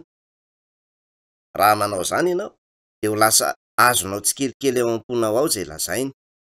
Lasa afaka mahazo izany ianao. Andeha isika hijery ny Genesis 4. Hovakiako manomboka eo amin'ny 1. Ary Adama nindray ara-nofo tamin'ny Eva vadiny, ka bevoky raha vehivavy ary niteraka an'i Kaina, dia hoy izy, efa nahazo zazalahy tamin'i Jehova ary niteraka ny Abela rahalahiny indray izy, ary Abela dia mpiandriondry, fa i Kaina kosa mpiasa tany. Ary rehefa afaka elaela dia izao no niseho. Nitondran'i Kaina ny vokatry ny tany ho fanatitra ho an'i Jehova. I Abela kosa nitondra izay matavy tamin'ny voalohany teraka avy amin'ny andianondriny, ary Jehova nankasitraka ny Abela mba mifanatina. Raha voalaza hoe nankasitraka izany Andriamanitra dia midika izany fa faly tamin'izany Andriamanitra. Ary nankasitraka ny Abela sy ny fanatiny Andriamanitra. Fa i Kaina sy ny fanatiny kosa tsy mba nankasitrahany. de tezitra indrindry Kaina ka nanjombona ny tarehany.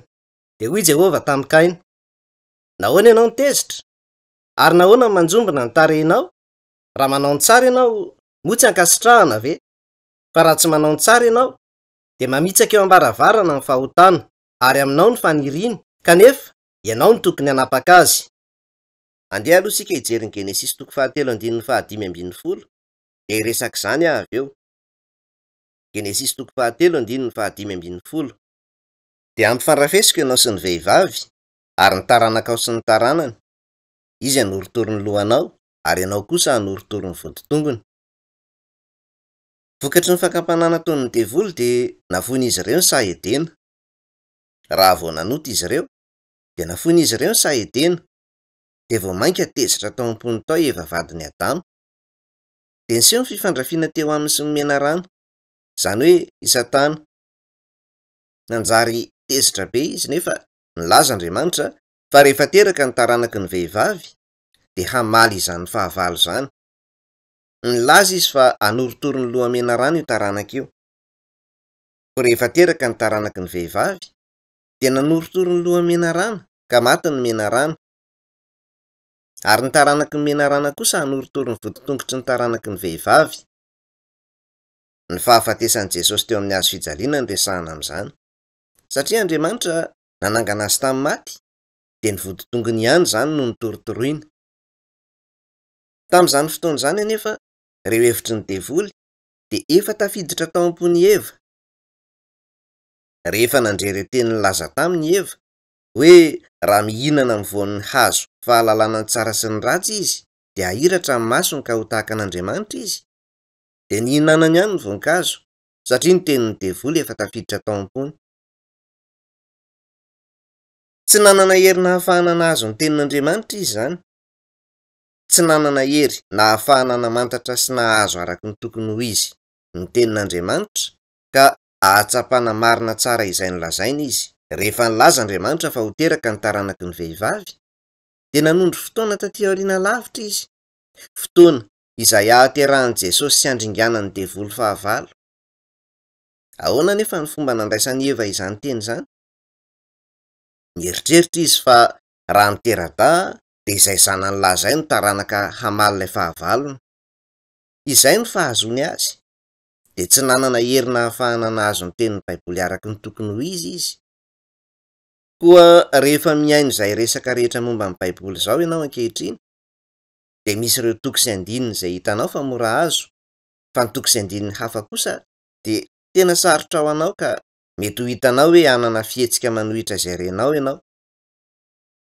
Inona ary ny anton'izany? Satria ianao manana feo iray hafa koa ao anatinao ao. Ao am-ponao ao misy feo iray hafa, hery iray izay miezaka manakana anao tsy hahazo ny Baiboly ka hahatsapy izay lazainy. Mila miaika izany ianao. Izay ny lalàn'ny ota. Izay ny lalàn'ny ota, ary avy amin'ny devoly izany. Noho izany, raha manana olana ianao amin'ny fanekena ny tenin'ny Baiboly, de tsy hoe matsilo saina akory ianao.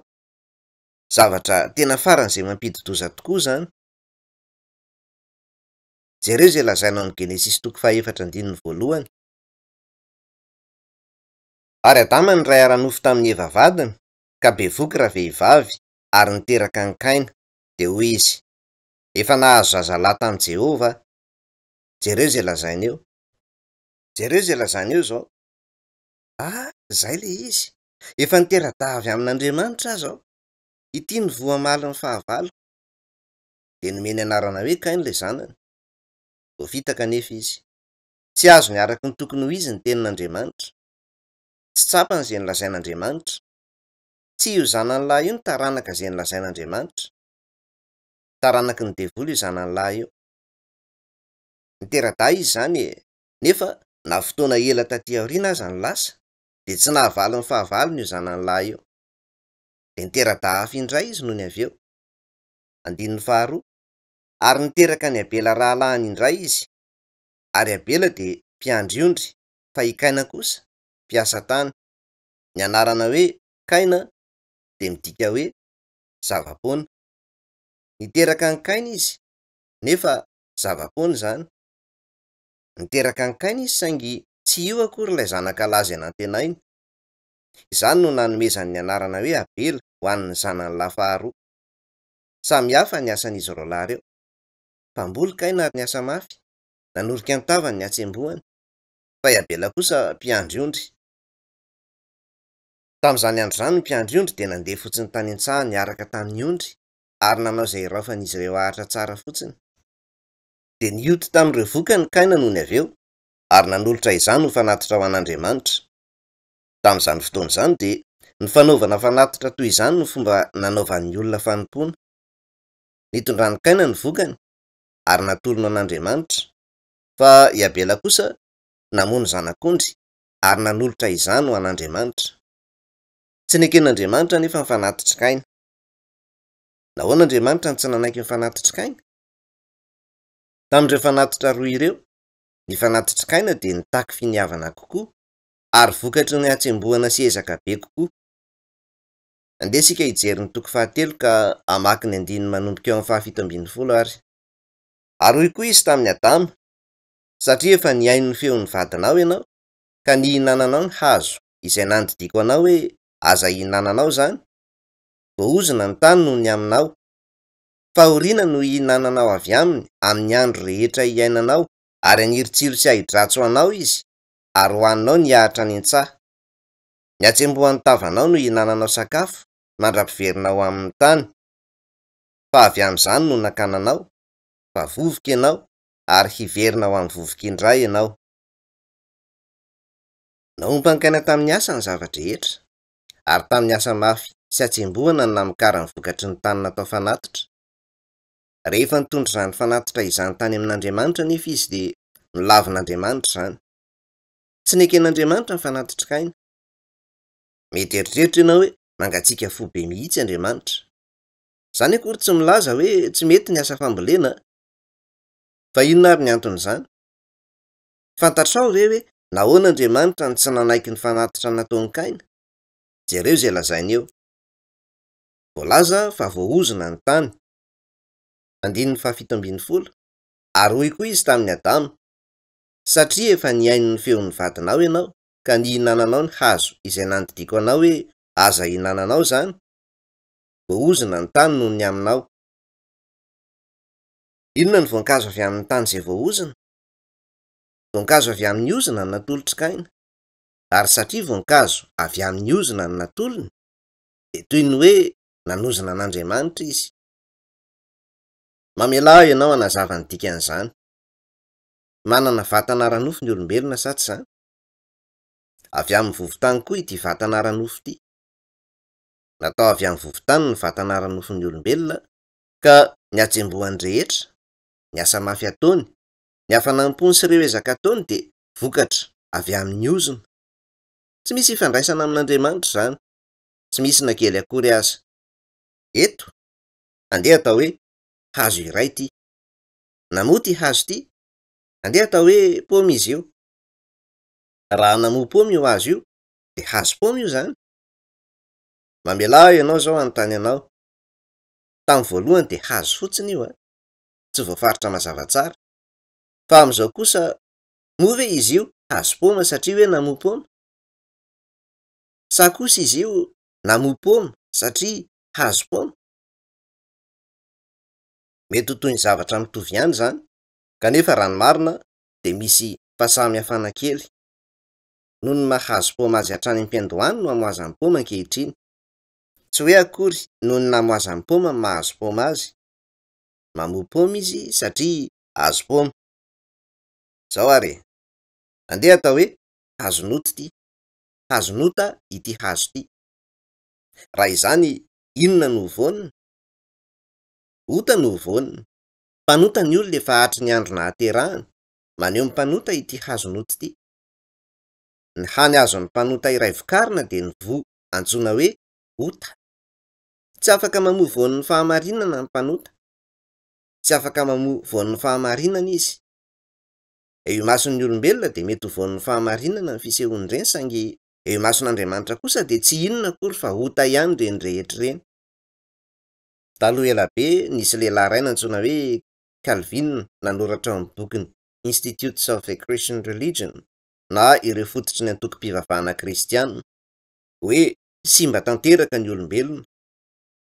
Eo mason'ny olona ny olona iray dia mety ho toy ny hoe tsara sy marina, nefa na ireo zavatra izay toa tsara sy marina araka ny fijerin'olombelona aza dia mbola fahotana ihany eo imason'Andriamanitra. Hota fotsiny ihany ny olombelona. Noho izany, na ireo zavatra vokarin'ny olona amin'ny alalan'ireo ezaka ataony manokana, asa mafy sy atsembohana aza dia vokatry ny ota, ary izany no atolotry ny olombelona ho an'Andriamanitra. Tsy manaiky izany zavatra izany Andriamanitra. Noho izany, izay eritreretinao fa fiainana marina eo anatrehan'Andriamanitra na fiainana tsara eo anatrehan'Andriamanitra dia tsy eken'Andriamanitra. Ny olombelona ihany no manaiky izany. Everiko fa mety ho sarotra ho anao ny fahazoana izany. Averenao aoriako izao azafady. Andiny teny hita amin'ny taratasy ho an'ny Raomanina izy ity. Mba averenao aoriako izao. Tsy misy marina na iray akory aza. Tsy misy na iray aza. Raha tsy marina ianao, manoto ianao izany, ary ny hany azon'ny mpanota vokariny dia voa antsoina hoe ota. Voanota ihany ny hany vokarin'ny mpanota. Misy zavatra tokony ho azontsika eto. Nihinana ny voan'ny hazo fahalalana ny tsara sy ny ratsy Adama sy Eva, dia lasa nahalala ny tsara sy ny ratsy izy ireo.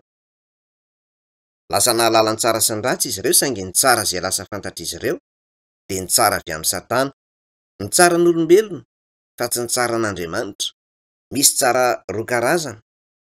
Ny iray dia ny tsaran'Andriamanitra, ary ny iray hafa kosa dia ny tsaran'olombelona.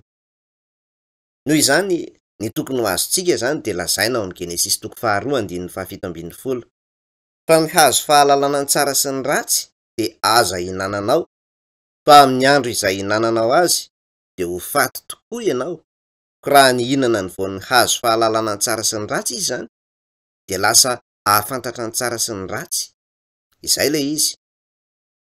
Ary raha nahafantatra ny tsara sy ny ratsy izy dia ho faty. Izay ny dikan'izany.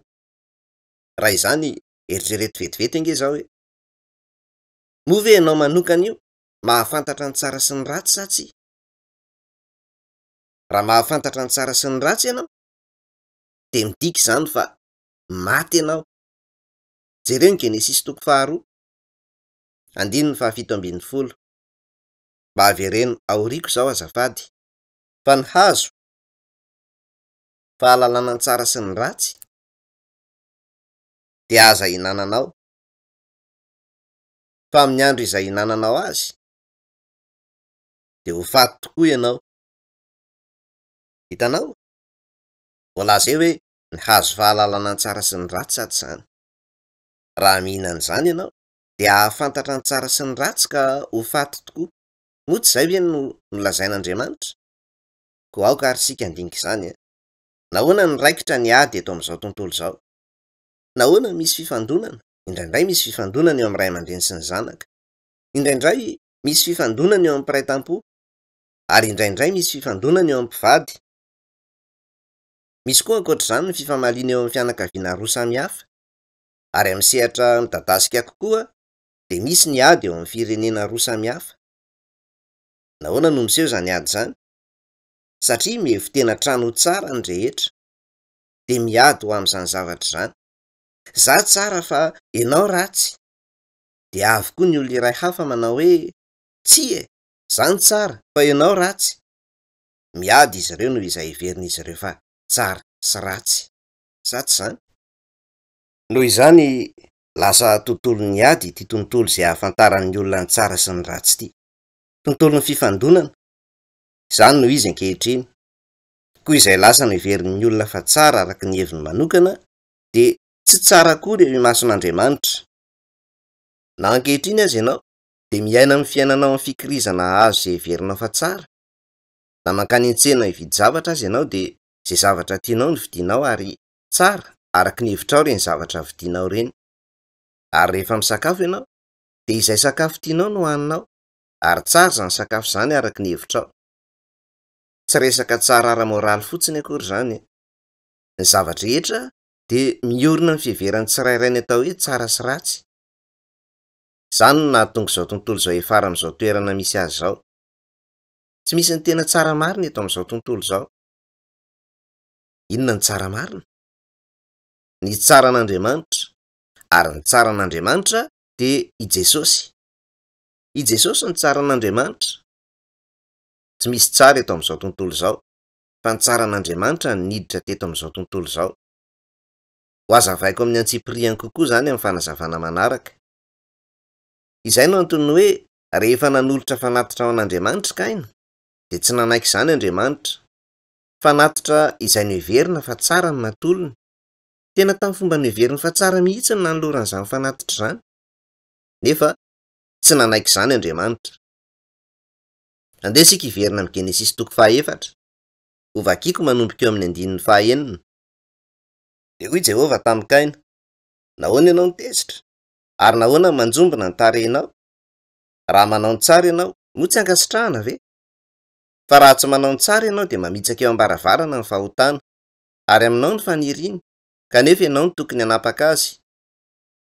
Arak'izany nilazan'Andriamanitra Kaina hoe tsy nanao ny tsara. Raha nanao ny tsara ianao, nahoana ny tsy mahatraka? Tsy nanao ny tsara ianao fa ny ratsy ny nataonao. Ratsy ny nataonao. Aminao ny fanirian'ny ota. Mamitsaka eo am-baravarana ny ota. Teny manan-danja ireo. Misy varavarana maro eto amin'izao tontolo izao. Ny molontsika ohatra ny varavaran'ny vavantsika. Moa tsy milaza ve isika hoe manokatra ny molontsika? Rehefa manokatra ny molontsika isika, dia afaka mivoaka ny vavantsika ny teny. Mivoaka avy amin'ny molontsika ny teny, ary toy izany koa ny hatezerana, ny fitenenany ratsy, ary ny ozony. Inona no anton'izany? Satria mamitsaka eo amin'ny varavaran'ny vavantsika ny ota, ko rehefa manokatra ny vavantsika isika dia mivoaka avy ao ireo teny feno ota. Varavarana ihany koa ny sofintsika. Miditra ny sofintsika izao karazana teny rehetra izao, ary ireo teny ratsy sy teny maloto no tiantsika ho re. Tsy tia mandre tenin'ny fahamarinana ny sofintsika, teny marina, nefa tena liana be mihitsy amin'ny teny mahasarika sy resaka feno fanirian-dratsy. Satria mamitsaka eo am-baravarantsika ny ota. Mamitsaka eo amin'ny varavarana fidiranao amin'ny toeram-ponenanao ny ota. Mety hifoha maraina ny tovovavy iray, handro, ary hipetraka eo anoloan'ny fitaratra rehefa avy eo, hihosotra lokomena sy hanao manjamaso. Manao akanjo mahafinaritra izy ary manao izay ahatsara tarehy sy milamina ny tenany eo. Rehefa mandeha mivoaka eny an-dalana izy dia toy ny anjely ny fijery azy. Tsara tarehy tsy misy pentina ny fijery azy, toy ny anjely. Dia mandeha fiara fitaterana izy ary rehefa mandeha eny ilay fiara dia nirondrona tampoka ka saiko ninjery ilay olona teo akaikin'ilay tovovavy ary nahitsaka ny tongony. Ay! Nivandravandra ny hatezerana ny masony ary nitabataba izy. Dia teny feno poizina no nipolotra ny voky ny vavany. Inona ny anton'izany? Inona no ao anatin'izany tovovavy toa tsy manan-tsiny miendrika anjely izany? Rehefa nahitsaka azy ilay olona, dia tsy nahatana ny hatezerana izay niboiboika atao anatin'ny tao izy. Nipoaka avy ao anatiny fotsiny izao ny hatezerana. Manaraka azy eny rehetra eny ny ota. Tsy hitantsika amin'ny mason'ny vatantsika izany, nefa ny ota dia mandehandeha tseroa eto amin'izao tontolo izao. Raha azontsika raisina toy ny onjam-peo amin'ny radio izany, dia ho hitantsika hoe voafatopatotro ny ota tanteraka izao tontolo izao. Moa hoe misy olona sahandehandeha tsy rototra akory eto amin'izao tontolo izao nefa misy grenady any am-paosiny, ary efa nesorina ny kopia amin'izany grenady izany. Mety hipoaka amin'ny fotoana rehetra izany grenady izany ka ho potipotika tsy hisy ho raisiny ilay olona. Manaraka anao ny alikao rehefa mandeha eny an-dalana eny ianao. Raha mandeha miantsinanana ianao dia hanaraka anao miantsinanana izy. Raha miakatra ao anaty fiara ianao dia hanaraka anao hiditra ao anaty fiara izy. Raha miditra ao magazay iray ianao dia hanaraka anao hiditra ao amin'ilay magazay koa izy. Manaraka anao eny amin'izay rehetra alehanao eny izy. Ary ny ota dia manaraka anao eny rehetra eny koa, tahaka ny alikao ihany. Eritrereto izay. Manaraka anao eny rehetra eny toy ny aloka ny ota. Nefa ve ianao mbola mieritreritra ihany hoe sambatra? Mbola mahatsiaro tena hoe hierendoza ihany ve ianao? Ary voaharo ny lahatra ao. Manaraka anao eny foana toy ny aloka ny ota na aiza alehanao. Ary izany toetra raha izany dia mitarika ho amin'ny fandringanana. Fa voazana ho anao ny ota. misy fotoana mety eritreretanao hoe naomby ianao teo amin'ny fiainanao fa ny olana de ny hoe ahoana ny fomba hahafahanao mamahy izay olana momba ny fahotana zay. Tsy maintsy mamahy izay olana momba ny fahotana zay ianao na inona vokany. Jereo zao ny andinin'ny fahafito. Raha manao ny tsara ianao motsy ankasitrahana ve? Fa raha tsy manao ny tsara ianao de mamitsaka eo ambaravarana ny fahotana ary aminao ny faniriany kanefa ianao ny tokony hanapaka azy. Manapah ny ota. Nasain'Andriamanitra nanapaka ny ota Kaina. Manenjika anao ny fahotana, mamitsaka eo ambaravarana ny ota ka tsy maintsy manapaka izany ianao. Izay no nolazain'Andriamanitra tamin'ny Kaina. Andesika izao maka ny 9:5. Ary Kaina niresaka tamin'ny Abela rahalahiny, ary izao no niseho taorian'izany rehefa tany an-tsaha izy ireo de nitsanga ny Kaina ka nanatona ny Abela rahalahiny ka namono azy. Reny Kaina izany izay nolazain'Andriamanitra de lasa izy no niavena nkany amin'ny Abela rahalahiny ary nitantara tamin'ny fionany tamin'Andriamanitra. Ny fo tao anatiny anefa ny fialonana sy ny fitsiriritana ka tsy voatanany. Nanaiky ny fanatitra nataony ny zandriny lahy Andriamanitra fa tsy nanaiky ny fanatitra nataony kosa. Nisy fahatsapana fialonana sy atezerana goavana nyseho tao anatiny ka tsy zakany fotsiny izao zany. Efa nampitandrina azy ny amin'izay Andriamanitra. Izay ilay fanirian'ny ota. Hala ny zandriny lahy ka nitadiaviny ho vonoina. Niseho tao anatiny izany fo feno ota izany ka nasain'Andriamanitra nanapaka izany izy saingy tsy nahavita ny fetena. Nipoaka le izy. Nipoaka le ota tao am-pony de naka vaty fotsiny izao izy ary namely ny rahalahiny tamin'izany ka nahafaty ny rahalahiny. Nipoaka ilay fahotana. Izany ny karazana tontolo izay iainantsika ankehitriny. Andesika maka ny 9:7. Ary hoy Jehova tamin'ny Kaina: aiza Abela rahalahinao? Hoy izy: tsy fantatro. Angaza mpiambina ny rahalahiko. Andriamanitra ka hitany ary fantany izay mitranga. De nantsoiny Kaina hoe: Kaina, Kaina, aiza ny rahalahinao? Aiza ny zandrinao lahy? Tsy hoe tsy nahafantatra akory Andriamanitra ny nahatonga azy amin'ny tany izany. Nanontany izy satria nanantena fa hiaiky tamin'ny kitsipo ary hibebaka Kaina. Mandritra izao fanazavana izao sy amin'ny fanazavana manaraka koa, Andriamanitra dia anontany anao ny momba ny fahotana ao am-ponao ary ny anjaranao dia miankina amin'ny fomba hamalianao izany fanontaniana izany. Raha tamin'izany fotoana izany Kaina no niaiky tamin'ny ranomasy teo amin'Andriamanitra hoe tsy voafehiko ny hatezerako ka lasa nandeha fotsiny nankany an-tsaha namono ny rahalahiko. Raha nahavita ny aiky tamin'ny kitsipo toy izany Kaina dia navelan'Andriamanitra ny fahotany Kaina. 9:7. Ary hoy Jehova tamin'ny Kaina: aiza Abela rahalahinao? Hoy izy: tsy fantatro. Angaza mpiambina ny rahalahiko. Jereo izay voalaza eo. Hoy izy hoe tsy fantatro fa angaza mpiambina ny rahalahiko. Nilaza izy fa tsy nahafantatra. Teto i Kaina dia lavo fandroany iray. Nafoiny ny fanararaotana na okazion faharoa ho azy. Hitantsika hatreto tamin'ny alalan'ireo trangan-javatra teo amin'ny tantara fa marina ny Baiboly. Ary efa nandinika ireo faminaniana maro nitarika mankam'izany tsoakevitra izany koa sika. Manomboka izao ary dia hanohy handinika ny Baiboly sika satria tenin'Andriamanitra ny Baiboly. Ary amin'ny alalan'izany tenin'Andriamanitra izany no andinihantsika izay vahaolana mety ho hita momba ny olan'ny fahotantsika. Inona no hainao momba ny fahotana? Ary karazana olona manao ahoana moa ianao io? Tsy mahafantatra ny tenany ny olona. Na manota azy izy dia tsy tonga saina hoe mpanota nge izy.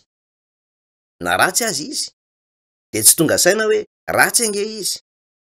Na tsy ny tena tsara aza ny tsaran'ny olombelona dia eritreretiny fa tsara ka itokisany tanteraka izany hatsarany izany nefa voafitaka izy.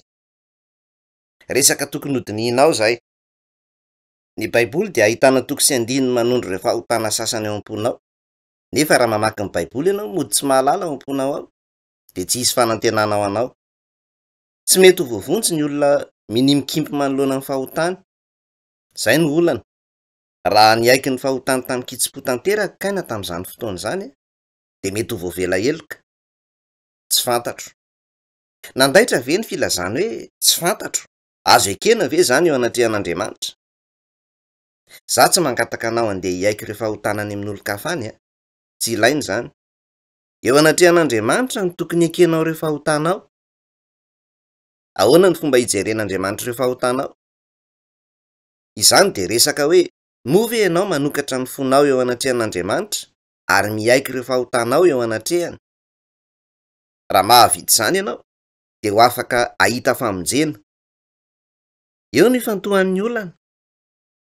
Andeha sika hijery ny bokin'ny Salamo ange. Asio marika eo de andeha sika hijery ny Salamo 17. Salamo 17, ny bokin'ny Salamo. Salamo 17 andininy 10. Salamo 17 andininy 10. Mba averenao aoriako zao azafady. An'Andriamanitra izay mpamonjy ny mahitsy fo, ny fiarovana. Nilaza Andriamanitra fa mamonjy ireo mahitsy fo izy. Inona moa ny dikan'izany hoe mahitsy fo zany? Teraka amin'ny mahampanota azy ny olona ka manota. Lasa manota izy. Tsy misy olona na iray aza tsy manota. Na manota aza nefa ianao, raha mahitsy ianao ao am-ponao ao de afaky novovonjy. Inona ny dikany hoe mahitsy ao am-po? Andeha atao hoe misy zanaka lahy anankiray a, misy zavatra iray tiany hohanina mafy nefa tsy manam-bola izy. Noho izany, raha vao tsy eo ny reniny de maka vola nitsokosoko avy ao amin'ny poketra ny reniny izy ary mividy zavatra hohanina. Avy eo, rehefa manokatra poketra ny reniny, de mahita hoe tsy ao intsony le vola tao. Tonga de fantany fa tsy maintsy ny zanany zao naka izany, ka antsoiny le zanany. Avia ty, naka vola tato amin'ny poketraka ianao sa tsy naka? Amin'izay fotoana izay, raha mahitsy fo le ankizy a, de hamela heloka ny reniny. Naka ianao sa tsy naka? Neny a, tamin'izaho teny an-dalana avy nianatra androany, nandalo patisserie iray izay aho de te hividy gâteau iray tao aho fa te hihinana de nakako ny volanao nividianako le izy de nihinana avy eo. Raha miaiky ny nataony amin'ny kitsipo lay ankizy, de hiteny ny reniny hoe eny e, fa manaraka mitenena amiko fa tsy tonga de makamaka aho. De hifarany eo le olana. Raha miteny kosa lay ankizy hoe tsy haiko, tsy naka an'izany a, de mety ahazo kapoka izy. Manota sika eo anatrehan'Andriamanitra. Tsy misy olona tsy manota. Manota daholo sika rehetra. Fa ny zavatra rehetra de miankina amin'ny hoe mahitsy ve ianao amin'izany sa tsia. Raha mibebaka amin'ny fahotanao eo anatrehan'Andriamanitra ianao ka miteny mahitsy hoe Tompo, nanao ireo ota ireo a, de afaka nivovonjy ianao. Izay ny olana. Ho an'ny olona maro ny olana de izy ireo efa nanota nefa tsy mahafantatra izany. Tsy fantatr' izy ireo hoe efa nanota izy ireo, de tsy manelingelina azy akory am-pony ao ny zavatra nataony. Na koa izy ireo milaza fa nanota saingy tsy mampanenina azy ireo akory izany, ka tsy mibebaka lalina eo anatrehan'Andriamanitra izy ireo. Andeha sika hijery ny Salamo 150. Salamo 150. Misy lohateny eo amin'ny Salamo 150. Zao ny vakin'izany. Salamo nataon'i Davida, fonina tanam-paminany nankao aminy rehefa naka ny Batseba izy. Vadin'olon-kafa io vehivavy atao hoe Batseba io. Tamin'i Davida mpanjaka nefa de nampanantsoina io vehivavy io ary nandriny. Nanota izy noho izany ka nanakiana azy noho izany ny mpaminany anankiray. Mamindrafo amiko Andriamanitra araky ny indrafonao, araky ny haben'ny fiantranao, vonohy ireo fandikan-dalàna nataoko. Sasao madio tsara mba ho afa-pahadisoana, ary diovy aho ho afa-pahotana. Fa miaiky ireo fandikan-dalàna nataoko a, ary eo anatrehako mandrakariva ny fahotako. Taminao de taminao ihany no nanotako, ary izay ratsy teo imasonao no efa vitako. Kita fa marina ianao raha miteny, ary tsy manantsiny ianao raha mitsara. Indro, tamin'ny heloka ny niterahana, ary tamin'ny fahotana no nanorotoron'ny reniko aho. Mibebaka Davida teo. Rehefa nandreny tenina tanam-paminany de mibebaka izy. Ao amin'ny toko sy andininy iray hafa ao amin'ny Baiboly de voalaza fa nitomany mafy Davida ka kotsan-dranomasy mihitsy ny fandriny. Hoy izy hoe tamin'ny heloka ny niterahana, ary tamin'ny fahotana no nanorotoron'ny reniko aho. Teraka amin'ny mahampanota azy ny olona iray. Teraka amin'ny mahampanota azy ny olona ka izany no mahatonga azy hanota. tsy mahalala ota ny zaza voateraka nefa manana ota ihanina izany aza tsy mahatsapa ota ao amin'ny feon'ny fieritsereta ny zaza voateraka na izany aza raha tsy mahazo aina izy na misy mahasorena azy de mitomany be oa toy izany no toetry ny ota ao anatin'ny olona raha misy zavatra tazoniny eny an-tanany ary mihinana izany izy no misy olona mangataka kely aminy de hitomany ary andrombaka ilay zavatra izy zany no toetra-panota zany no toetra-panotan'ny olombelona ho an'ny olona de mikoriana ao amin'ny rano fahotana ko rehefa tezitra ny olona iray ahoana no ilazantsika izany mandroadroatra ny rano isika mandroadroatra ny rano mitsiry avy amin'ny herin'ny rano ny ota rehetra ny adezerana ny tsy fahalalana oniny ny fijangajangana ny fangalarana avy ao amin'ny rano hitsiriany izany rehetra izany mamela ianao anazava ny dikan'izany teraka avy amin'ny ray iraisana ny olona iray noho izany rehefa mandova ny rano ireo razany ny olona de mandova ihany koa ny ota voatahiry ao amin'izany raha zany lovaina amin'ny alalan'ny rano ny ota tsy misy ninoninona azo sika tao amin'izany izany no antony anontantsika ko na miezaka ny ho tsara fanana tsara manao ahoana azy ianao de tsy misy ilan'izany ezaka izany zavatra iray manokana tokony ho fantatsika eto ny voalaza ao amin'ny andininy fahaefatra taminao de taminao ihany no nanotako ary izay ratsy teo imasonao no efa vitako rehefa mandinga izay resaka izay araka ny fijerin'olombelona isika de todiso ny zavatra nylazain'ny davida tamin'ny vavaka nataony nandro tamin'ny Batseba vadiny Oria izy ary avy eo mba anafenany fahotany de nalefa ny Oria anankiray tamindreo lehilahy maheriny ho any ambavahady mba ho faty any tamin'izany fomba izany no niezahany davida nanafina ny fahotany nanota tamin'ny Oria zany davida nanota tamin'ny olona iray izy nefa inona no lazainy tamin'ny vavaka nataony hoy izy hoe taminao izany hoe tamin'Andriamanitra taminao de taminao ihany no nanotako teny tena manandanja be mihitsy ireo ny ota rehetra de atao amin'Andriamanitra na reo ota ataon'ny olona iray amin'ny olona iray hafa aza de atao amin'Andriamanitra ihany koa inona ny anton'izany satria mantsy ny lalàna an'Andriamanitra no ny dikaina ny lalàna an'Andriamanitra no ny dikaintsika iresaka ny amin'izany lalàna izany aho aoriana kely aho fa eritrereto aloha zao tsy afaka mitsara sy manameloka olona iray ny olona iray hafa inona ny anton'izany satria mpanota ny olona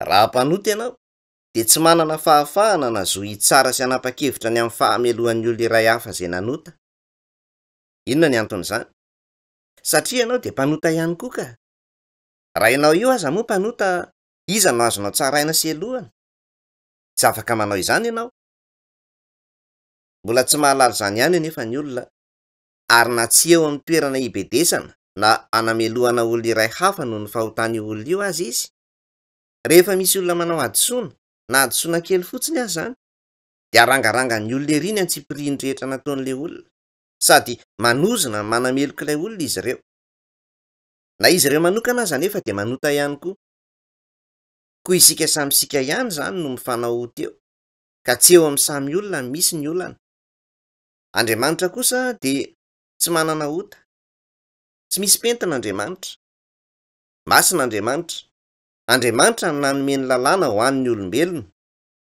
izany no antony hoe izay fahotana rehetra ataon'ny olona de fahotana eo anatrehan'Andriamanitra tsy maintsy hibebahanao eo anatrehan'Andriamanitra ireo fahotanao tsy maintsy manenina noho ireo fahotanao ianao eo anatrehan'Andriamanitra tsy maintsy miaiky ireo fahotanao ianao eo anatrehan'Andriamanitra izany no nitenenan'i Davida hoe taminao tamin'Andriamanitra izany ianao eto de Andriamanitra taminao de taminao ihany no nanotako efa nanota ianao hatreto nandritra ny fiainanao nefa ve ianao efa niaiky izany fahotana izany teo anatrehan'Andriamanitra moa ve ianao efa niteny hoe Andriamanitra nanota Andriamanitra tsy maintsy mankany mihelo aho noho ireo fahotako moa ve ianao efa nibebaka tamin'izany fomba izany tsy maintsy hibebahana eo anatrehan'Andriamanitra ny ota ko raha tsy mibebaka ireo fahotanao amin'ny fo mahitsy eo anatrehan'Andriamanitra ianao, raha tsy miaiky ireo fahotanao ianao ary tsy manenina no ireo fahotanao, de tsy misy fanantenana. Andesika hiverina amin'ny Genesis 4:7. Ovakiko indray mandeha indray manomboka eo amin'ny 9:7. Ary hoy Jehovah tamin'i Kaina: aiza bela rahalahinao? Hoy izy: tsy fantatro, angaza mpiambina an-drahalahy? Laza fa tsy nahafantatra izy. Mba ampikio angeny masonao mandritra ny 2 minitra e. Masonareo rehetra azafady. Ao am-ponao ao, move ianao tsy manafina ny fonao eo anatrehan'Andriamanitra. Misy ireo fahotana izay nataonao saingy tsy fantatry ny rainao akory ny momba izany. Misy ireo fahotana izay nataonao ry madama, nefa tsy fantatry ny vadinao akory ny momba izany. Misy ireo fahotana izay nataonao ramose, nefa tsy fantatry ny vadinao akory ny momba izany. Misy ireo fahotana izay nataonao nefa tsy fantatry ireo iray tam-po aminao akory ny momba izany. Fahotana izay ianao irery ihany no mahafantatra izany eo amin'ny feon'ny fieritreretanao ao. Mahafantatra ny amin'izany fahotana izany ny feon'ny fieritreretanao, ary mahafantatra izany koa Andriamanitra. Noho izany, tsy afaka mody manao hoe tsy mahafantatra na inona momba izany fahotana izany ianao eo anatrehan'Andriamanitra. Mety mody tsy mahafantatra izany ianao eo anatrehan'ny olon-kafa, saingy tsy afaka manohy izany fitak'izany kosa ianao eo anatrehan'Andriamanitra. Tsy maintsy miaiky ireo fahotanao eo anatrehan'Andriamanitra ianao. 10. Ary hoy izy: ino ny tiana ataonao? Ny feon'ny rahalahinao mitaraina amiko avy amin'ny tany. Toy ny zavatra tsy nampozina mihitsy ireo tenin'ireo. Teo anatrehan'Andriamanitra Kaina dia nandà nilaza fa tsy nahafantatra izay nisy any Abela. Rehefa nivonoana anefa Abela dia nikoriana ny rà. Latsaka tamin'ny tany ny ràny Abela. Dia niteny Andriamanitra hoe miantsoantso ny ràny Abela. Namono aho ny rahalahiko. Nilaza izy fa niantso nitaraina taminy ny ràny Abela. Inona ny dikan'izany? Na inona fahotana ataon'ny olona, izany fahotana izany dia miantsoantso an'Andriamanitra. Na fahotana tsy ahitana fandatsahan-drà aza nataon'ny olona iray, na fahotana inona mety ho vitany, izany fahotana izany dia miantsoantso an'Andriamanitra. Izay ny dikan'izany. Ren'Andriamanitra eo antso ny fahotana izay nataonao. Koa ahoana ary no ahasambatra anao amin'izany? Ary ahoana koa no hiadananao amin'izany? Na lehibe na kely ny fahotanao dia miantsoantso an'Andriamanitra, na tsy fantatrao azy izany raha tsy izao. Koa ahoana no hanananao fiadanam-po amin'izany? Izany no tsy hisian'ny fiadananao am-ponao. Izany no mahatonga anao ahatsiaro tena ho tsy mahazo aina. Izay no antony tsy ahazonao aina, na tsy tena fantatrao loatra ary hoe nahoana.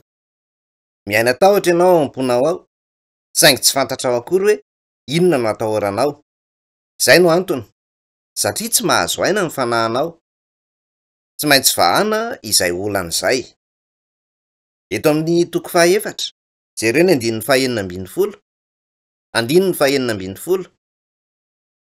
Dia niala teo anatrehan'i Jehovah Kaina, ka nonina tao amin'ny tany Noda any antsinanany Edena. Noho ny farany dia nandao an'Andriamanitra Kaina. Nahoana izy no nandeha? Satria natahotra izy teo anatrehan'Andriamanitra. Nahoana ary izy no natahotra? Niteny Andriamanitra hoe niantso mafy aza ny ràny Abela rahalahiny izay nalatsaky Kaina. Nanakoako hatrany tao an-tsofin'Andriamanitra niantso ny ràny Abela. Dia izany no nandehanan'i Kaina lavitra an'Andriamanitra. Nankany amin'ny toerana lavitra izy mba tsy ahitany an'Andriamanitra. Nankany amin'ny tany Nody izy, izay midika hoe firenendrenena. Andesika izao hamaky ny 5:17. Ary Kaina niray ara-nofo tamin'ny vadiny ka bevoky raha vehivavy, ary niteraka ny Enoka. Dia nanorina tanàna izy, ary ny anaran'ilay tanàna nataony hoe Enoka, araka ny anaran'ny zanany lahy. Nahoana izy no nanorina tanàna? Satria nahatsiaro tsy nahazo aina izy. Nahoana izy no nanorina tanàna? Tamin'izany fotoana izany dia tsy nisy tonga nanafika, kanefa mbola nahatsiary tena ho tsy nyerendoza ihany izy. Nahatsiary tena ho tsy nyerendoza izy nefa tsy nisy antony manokana akory zany ka natahotra izy. Nanorina tanàna izy ary te hiaro ny tena manokana. Nanomboka tamin'izay fotoan'izay no nanombohan'ny olona nanorina tanàna. Nahoana tokoa moa ny olona no mipetraka amin'ny trano voahodidina fefy na tamboho? Satria mahatsiary tena ho tsy herendoza izy ireo. Satria matahotra izy ireo. Noho izany dia nanjary tontolon'ny ady, tolona, fifaноlanana ary fahotana ny tontolon'ny olombelona. Mbola maro ny zavatra tokony holazaiko momba izay lohahevitra izay, nefa andesika izao hijery ny Romanina toko 7. Romanina toko 7, andininy 10. Romanina toko 7, andininy 10. Araka ny voasoratra hoe tsy misy marina na iray akory aza, tsy misy na iray aza, tsy misy izay mahazo, tsy misy izay mitady an'Andriamanitra. Samy nania avokoa izy rehetra, samy nanjary tsy mahasoa avokoa izy rehetra, tsy misy izay manao ny tsara, tsy misy na iray aza. Fasana misokatra ny tendan'izy ireo, ny lelan'izy ireo nanaovany fitaka, ny poizin'ny bibilava misy poizina no ao ambanin'ny molotra izy ireo. Feno fanozonana sy fangidiana ny vavan'izy ireo. Ny tongotr'izy ireo kinga handatsatra. Fandravana sy fahoriana no eo amin'ireo lalan'izy ireo, ary ny lalan'ny fiadanana dia tsy fantatra izy ireo. Tsy misy fahatahorana an'Andriamanitra eo anoloan'ny mason'izy ireo. Jereo izay voalaza eto eo amin'ny 9:9. Feno fandravana sy fahoriana ny lalan'ny olombelona. Mizotra amin'ny lalan'ny fiainana ny olona ary sitraky ny rehetra mba ho mora ary hisosa tsara izany lalana izany, dia andeha amin'ny lalana tsara tarehy, feno harena ary be voninahitra ny olona. Amin'ny farany anefa dia hitany hoe aparitaky ny faharavana sy ny fahoriana izao tontolo izao. Mety hanangom-bola kely ny olona iray, nefa marary izy noho ny avy eo ary hitany hoe voan'ny homamiadana izy. Miaina ny fiainany amin'ny fomba maro samihafa ny olona, nefa amin'ny farany lalana izolany dia tsy ahitana fa tsy fahoriana sy faharavana. Lalan'ny ota izany. Ary ny lalan'ny fiadanana dia tsy fantatra izy ireo. Inona ny tena lalan'ny fiadanana marina? Tsy manana fiadanana ny olona, tsy manana fiadanana izy ireo. Satria tsy manana fiadanana amin'ny feon'ny fieritreretany ao izy ireo. Raha manana fiadanana ianao amin'ny feon'ny fieritreretanao ao, na lasa marary aza ianao dia lalan'ny fiadanana ihany izay. Misy fotoana ahafahana amin'ny fahotanao ianao dia ho afaka miaina am-piadanana amin'ny feon'ny fieritreretanao ao. Izay ny lalan'ny fiadanana. Andeha ho vakiantsika izao manomboka eo amin'ny 9:20. Noho izany, tsy misy nofo hamarinina amin'ny asan'ny lalàna eo imasony, fa amin'ny alalan'ny lalàna no ahafantarana ny ota. Tena ampiditra ny lalàna Andriamanitra. Nahoana Andriamanitra no nanome ny lalàna? Satria rehefa nanota ny olombelona dia tsy nahafantatra hoe ota ange ireo zavatra nataony. Nampiditra ny lalàna Andriamanitra mba ahafahan'ny olona mahafantatra ny fahotany. Na izany aza misy ireo olona izay tsy mahafantatra izany, nefa mbola milaza ihany fa mino an' Jesosy. Nanome antsika ny lalàna Andriamanitra mba ahafahantsika mahatsapa ny fahotantsika, nefa mieritreritra ny olona hoe raha manao ny ezaka rehetra hitandremana ny lalàna dia ho tahiana ka afaka ny ovavonjy. Tsy azon'ny olona ny zavatra lazain'ny Baiboly. Zavatra iray tokony ho azonao entiny hoe ao amin'ny Baiboly dia misy ny lalàna ary misy koa ny filazantsara. Ireo roa ireo. Mahatsiaro tena ho tsy mahazo aina am-pony ao ny olona mino ny tokom-pivavahana iray. Mahatsiaro tena ho voateritery foana koa ny olona mino ny tokom-pivavahana iray. Ny teny hoe religion ny tokom-pivavahana moa dia avy amin'ny teny latinina religio, izay ara-pamaritana dia midika hoe manery na mifehy. Manery ary mamatotra ny feon'ny fieritreretana ny tokom-pivavahana. Raha malaina amin'ny fiainany araka ny tokom-pivavahana ny olona dia tsy hisy loatra ny ady hatrehany. Fa rehefa miezaka miraikitra mafy amin'ny tokom-pivavahana kosa izy dia tsy mahita fitsaharana amin'ny feon'ny fieritreretany ao. Tsy manam-piadanana izy ireo. Inona ny anton'izany? Satria tsy maintsy mitoetra amin'izany fototra entitra araka ny antoko-pivavahana izany izy ireo. Tsy vitan'izy ireo anefa ny miaina araka izany fototra izany, ka ao am-pony ao izy ireo dia mahatsapa toa tsy fahombiazana trano rehefa mieritreritra ny zava-misy hoe nanota indray izy ireo. Mahatsiaro tena ho teritery foana izy ireo. Izany no ataon'ny antoko-pivavahana. 20. Noho izany, tsy misy nofo hamarinina amin'ny asan'ny lalàna eo imasony, fa amin'ny alalan'ny lalàna no ahafantarana ny ota. Nahoana Andriamanitra no nanome ny lalàna? Nomena antsika io mba ahafahantsika mahatsapa ny fahotantsika, mba ahafahantsika mahafantatra hoe mpanoty sika. Noho izany, amin'izay lafin'izay raha tena te hahita famonjena marina ianao, dia misy dingana mankam'izany. Ny dingana voalohany dia ny fahatsapana ny fahotanao. Tsy voavonjy ireo izay mino an' Jesosy nefa tsy mahafantatra akory ny fahotany. Aorian'ny lasa hafantarana ny fahotanao, dia mila afahana amin'izany fahotanao izany ianao. Afahana amin'ny antoko-pivavahana ianao amin'izany. Ary izany ny tena finoana marina an' Jesosy. Andesika hijery ny Eksodosy 20 ao amin'ny testamenta taloha. Eksodosy 20. Ovakiko manomboka eo amin'ny 9. Eksodosy 20:9. Lalàna io. Misy karazany telo ny lalàna. Ny voalohany dia ireo didy folo. Ao amin'ireo didy folo dia misy ny milaza amintsika izay tsy maintsy ataontsika, ary misy koa ireo milaza amintsika izay tsy azontsika atao. Misy izany ireo didy folo, ary misy koa ireo lalàna momba ny fisoronana. Ary misy avy eo ireo lalàna sivilin'ny Israelita, ireo lalàna izay nitsarana azy ireo sy natao arahan'izy ireo eo amin'ny fiainan'izy ireo andavanandro. Izy telo ireo miaraka no mandrafitra ny lalàna. Maneho ireo karazana lalàna telo ireo ny didy folo. Andesika izao hijery vetivety ny didy folo mialoha ny hamaranana ny fotoana androany. 1. Aza manan'Andriamanikafa fa izaho ihany. Jereo izay lazainy eo amin'ny 1 io. Mila mahitsy amin'ny tenanao ianao izao. Raha efa nanompo Andriamanikafa ankoatr'ilay hany Andriamanitra tokana ianao, dia efa nanao fahotana lehibe ianao izay.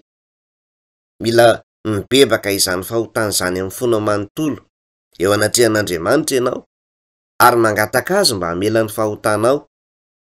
Raha toy ianao efa nanompo Andriamanikafa ankoatran'Andriamanitra. Andriamanitra no ilay iray izay nahary izao tontolo izao. Avy amin'ny devoly daholo izay Andriamanitra hafa rehetra ankoatrany. Dinio tsara izany. Moa ve ianao efa nanompo Andriamanikafa? Angamba Andriamanitra avy amin'ireo lovantsofina angano fitantaran'ny olona fahiny ireny. Jereo izao ny 4. Aza manao sarin-javatra voasokitra ao anao, na ny mety ho endriky ny zavatra izay eny amin'ny lanitra ambony, na izay ety amin'ny tany ambany, na izay any amin'ny rano ambanin'ny tany. Aza miankohoka eo anatrehany, ary aza manompo azy. Lazainy eto hoe aza manao sarin-javatra voasokitra ao anao, ary aza manompo azy. Na misy zavatra ataonao hanehoana an'Andriamanitra aza, ka milaza ianao fa manompo an'Andriamanitra, dia mbola sampy ihany izany zavatra izany. Fa na Andriamanitra, fa tsy zavatra hita maso akory. Ka raha manao zavatra hita maso hanehoana an'Andriamanitra ianao, dia sampy izay zavatra izay. Raha olona velona ny resahana, olona velona mandehandeha eny ary miteny izany, dia tsy fahotana akory ny miondrika amin'izany olona velona izany. Fiarabana mahazatra izany. Nefa ve ianao efa niondrika tamina zavatra iray fa tsy olombelona akory? Manao ve ianao jeritodika amin'ny fiainanao hoe? Moa ve ianao efa niondrika teo amin'ny fasana iray, na tamin'ny lanonan-drazana iray, na ny sarivongan'i Maria Virjiny, na lohan'ny kisoa haranty mba hahatsara vintana, na koa ny sarivongan'i Boda angamba? Raha efa nanao izany ianao, dia efa mipotsampy izany. Fahotana gravy be ny fanimpotsampy. Izany ny fahotana fanaovana tsinotsinona an'Andriamanitra. Angamba ianao ao am-ponao ao manana fihetsika manohitra izany rehetra izany amin'izao fotoana izao. Mety anontany ianao hoe nahoana ny fahotana ny fanehoana fanajan'ireo ray aman-dreninao izay efa nodimandry, amin'ny alalan'ny fikarakarana sakafo araka ny fomban-drazana sy ny fiondrehany eo amin'ny fasan'izy ireo. Manao izany ny olona satria tsy mahafantatra hoe oty izany. Inona moa no mitranga rehefa maty ny olona iray? Voalaza amin'ny mpitoriteny toko 2:20 hoe ka ny vovoka dia iverina amin'ny tany ho toy ny teo, fa ny fanahy kosa iverina amin'Andriamanitra izay nanome iny. Rehefa maty ny olona iray, vovotany nanaovana ny nofony ka miverina ho vovoka ny vatana ara-nofony. Rehefa maty ianao dia miverina ho vovoka, miverina ho vovotany ny olona. Ny fanahy kosa izay andanin'izany, ilay fanahy izay noharian'Andriamanitra araka ny endriny dia miverina amin'Andriamanitra. Tsy misy izany fanahy mirenidreny eto amin'izao tontolo izao izany ary hoe mamaly rehefa anaovan'ireo mbola velona fomban-drazana eo. Miverina amin'Andriamanitra ny fanahy. Mankany am-paradisa ny fanahin'ireo izay voavonjy, any am-paradisa. Ary ny fanahin'ireo izay tsy voavonjy kosa dia mankany amin'ny Hadesy izay sahala amin'ny elo ihany. Hitanao amin'ny tapany faran'ny Luka toko 9:20 izany. Mankany amin'ny Hadesy ilay olona ary atsangana indray izy any aoriana any. Na ireo izay tsy voavonjy aza izany dia atsangana daholo indray. Tsy amin'ny fotoana mitovy amin'ny anangananareo voavonjy anefa akory no ananganana azy ireo. Koa tsy mamaly anao na manao zavatra toy izany no fanahin'ireo ray aman-dreninao izay efa nodimandry. Rehefa maty ny olona iray dia miverina ho vovotany ny vatana. Koa rehefa miondrika sy manompo zavatra iray ianao, iza ary ny tompoinao? Ny devoly ny tompoinao. Mamitaka amin'ny fomba toy izany ny devoly. Ny devoly no avy nitondra izany hevitra fanompo-tsampy izany. Misy zavatra tokony ho azonao anefa eto. Fantatrao ve ny dikany hoe velona? Ny dikany hoe velona dia ao amin'ny vatanao fa tsy mbola nandao azy akory ny fanahinao. Na lasa marary aza ny vatan'ny olona iray ka eo am-bavahoanan'ny fahafatesana izy, dia mbola velona ihany mandra-pahatonga ny fotoana andozan'ny fanahin'ny vatany. Rehefa mandao ny vatany ny fanahin'ny olona iray vao maty izy. Noho izany, ny hoe velona ianao dia midika fa ao anatinao ilay fanahinao izay nohariana araka ny endrik'Andriamanitra. Na milomano amin'ny fahotana aza ianao, dia mitoetra ao anatinao ao ilay fanahy nohariana araka ny endrik'Andriamanitra.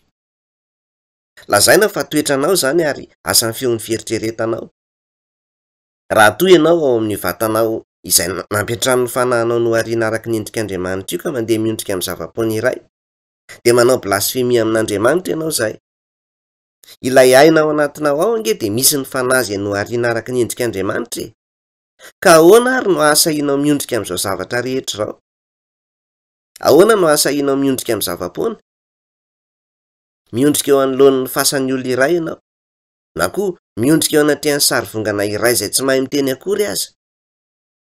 Fanaovana blasfemia ao anatrehan'Andriamanitra izany a. Na misy ota aza ao anatinao ao amin'izao fotoana izao, dia misy fanahy ihany koa izay nohariana araka ny endrik'Andriamanitra.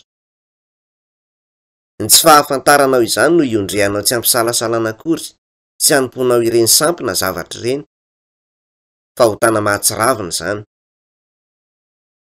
Raha najo ireo ray aman-dreninao ihany ianao dia izao izy ireo mbola velona izao no tokony ho hajainao.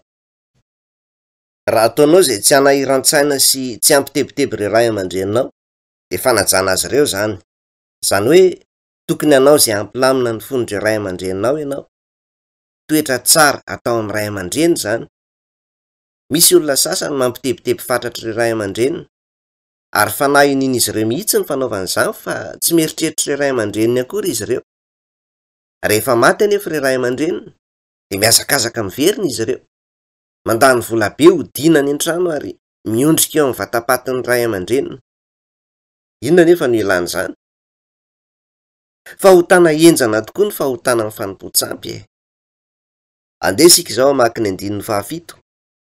Ny 7 ihany aloha no vakintsika izao a. Aza manonona foana ny anaran'i Jehovah Andriamanitra ao, fa tsy ataon'i Jehovah ho tsy manan-tsiny izay manonona foana ny anarany. Voalaza eo hoe aza manonona foana ny anaran'i Jehovah Andriamanitra ao. Milaza ny olona sasany hoe za ve ianao sainao ino an'Andriamanitra? Aleoko ny totohondriko no inoko. Moa ve izany tsy fanononana foana ny anaran'Andriamanitra? lazain'ny olona fa ny totohondriny indray no lehibe no Andriamanitra.